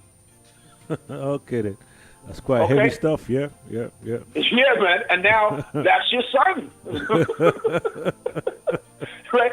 Now think about it. Think of the ingenious way of infinite intelligence, right? You're going to end up being born to somebody you murdered. Now think about how, when we talk about karmic, when we talk about how there are the ways of readjusting the balance, sowing, reaping what you sowed, how it gets played out are in infinite ways that are very that the limited perception that we have when we just look at things from an earthly perspective, we don't see it. So you stay frustrated holding on to a lower frequency of thought. and not realize the bigger picture and how things are played out. There's a lot of people angry at other folk who don't even know what they may have done in a previous incarnation to why they're experiencing what they're experiencing in this particular life stream. Do you see what I'm saying? This is why this whole thing to raise above judgment and criticism. Absolutely right. Yeah. To raise above hatred, to raise above resentment, because you could have suffered in this incarnation, but did you make other people suffer in the previous incarnation through some mistakes you did by living in an egocentric way rather than through spiritual awareness of yourself? You see what I mean? These things, where we're coming from, whether from the soul, spiritual consciousness, or egocentricity, these determine what kind of seeds you sow, the nature of the seed sown. You know what I mean? You got people of the same ethnic race who have done some atrocities to their own people, to their own kind, even today. You got people burning up children because he stole, I don't know, an apple or something. You got some folk on some draconian laws, and that's over in places in Africa. Well, burn up. That's your punishment, yeah, for stealing. For stealing some bread, stealing some food, stealing something, you get burn up. Huh? Literally. Seen. Now, what do you think the karmic runnings of that is all about? Mm. And then we're going to say what other people have done. But then it's like, well, look, man, we played so many roles in this bigger gamut of this game, this big play, that if you go back far enough, you may find out that you did something. You did this, what you're accusing someone else of. You see what I'm saying? Mm-hmm. Mm-hmm. Yeah? So then how do we resolve all of that? Mm-hmm. How do we resolve all of that? The only way of resolving all of that is to come to a level of knowledge, a level of awareness, of self-knowledge of oneself that makes us transcend this egoic state that causes this pain that we do and put out on one another. You got people today still believing that the problems in the world, is God to punish people, or the devil is some external thing, devil out there, I do this and I do that, yeah? And they don't realize that it's your own consciousness, the amount of hatred people put out to even people in families. I mean, there's a lot of hypocrisy in a lot of the things that we can get caught up in if we want to be but you see, the thing is that's why when Muta talk about the God and the devil concept, he said that to eliminate, right? So your high level of consciousness, right? It's eliminate the God consciousness and the devil consciousness, devil concept, right? So you have a high level of consciousness, you see? Because once you start thinking on the devil, you gotta think about God. When you think about God, you gotta think about the devil, right? Well, let me tell you something here. Yeah. Would you like to hear this? Would it get spit on this one? Would you like to hear this one? Yeah. You know what you're doing when you do that? See. And I agree, yeah. If you eliminate the God concept and the devil concept, right? Because one just brings about the other in your mind, yeah? If you believe in it. Well, then you're going to have to fully deal with yourself now, because you can't blame nothing on this God concept and you can't blame nothing on the devil. Now you're going to have to ask, well, what's the real source of goodness and the real source of badness, so to speak? Before it would say it's God, if that's what ones want to believe in the God concept external to themselves. And then some would say, well, boy, the devil, right? And they are just innocent little bystanders, you see, getting caught up in the rubble, yeah? So when you eliminate the God and the devil concept, now you're left to have to take responsibility for comprehending how things come into being in your life. Because the God and the devil concept can be turned into the electromagnetic. Yeah? See. You see? Because you're still dealing with two poles, because really what you're dealing with is polarity. Two principles are the same thing, yeah? You're dealing with the two extremes of the same thing. They're just differing at the degrees of vibration from one pole to the other pole. So an illusion is being created out of making God and the devil two separate things, when basically you're talking about light and dark, hot and cold. Now, light and dark, you're going to need the dark at a certain period of time, but so you can have a nice peaceful rest. And then you're going to obviously need the light when you want to see what you're doing and feel active and vital, and you're being active. You're functioning. You see what I mean? Not resting. So everything has to have its balance, because the true nature of things, as I said, is the meaning you give something that determines now how you go experience and what experience you're gonna have out of it, and how you go grow or how you go maybe get messed up. Yeah? So when we say about the God and the devil, what I've done is we have 180 degrees agreeable, 180 degrees disagreeable aspects in ourselves, you see? It's like the two sides of the personality. A part of the personality that's, it's bright, that's nice, you want to show. And there's a part of your personality that's fearful, insecure, that you may not want to show. And you could even call one God and the other one the devil. You see what I'm saying here with this? Yeah? So when we start to go and say, yeah, let's get rid of the God concept and the devil concept, yeah, I agree with that. But it means then that you have to now deal with real self-responsibility, because you have no scapegoat anymore. Mm-hmm. No scapegoat. Yeah? You have to look in to realize the true nature of your thoughts and your feelings.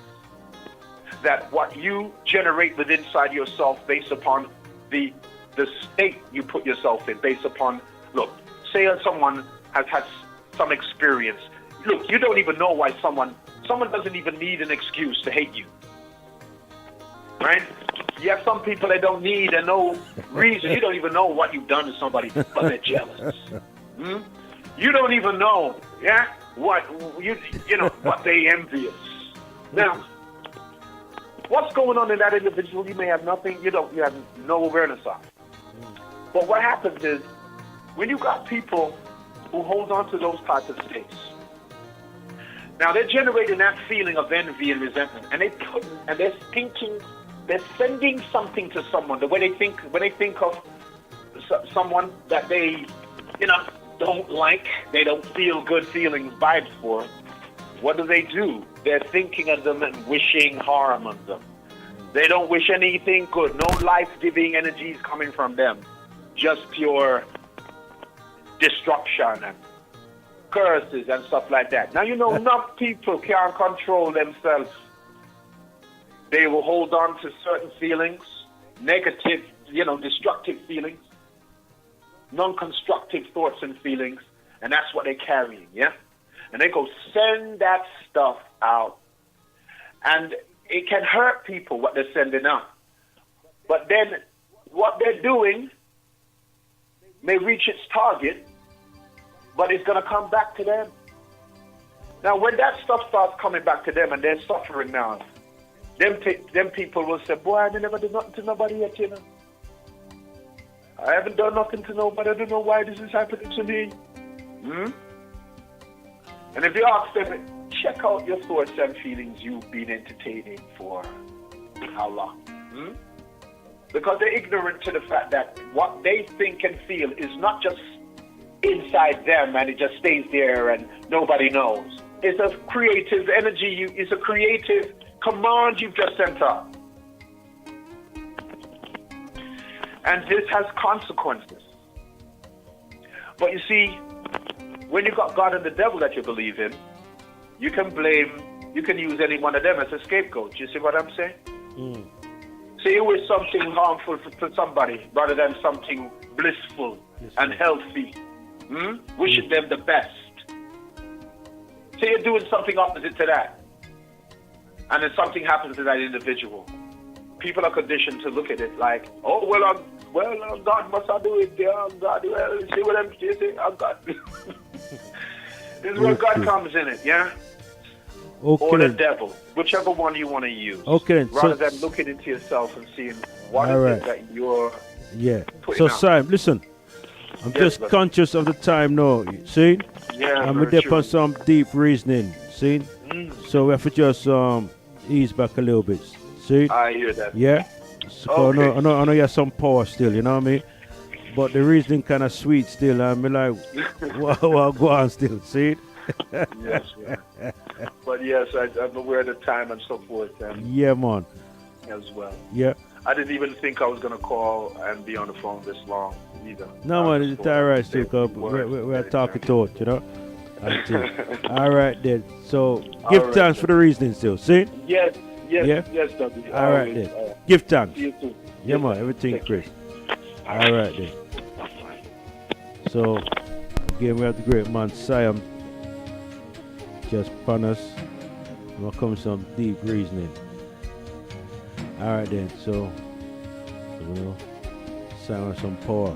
Being this pattern conscious, by witnessing it, you disidentify from it.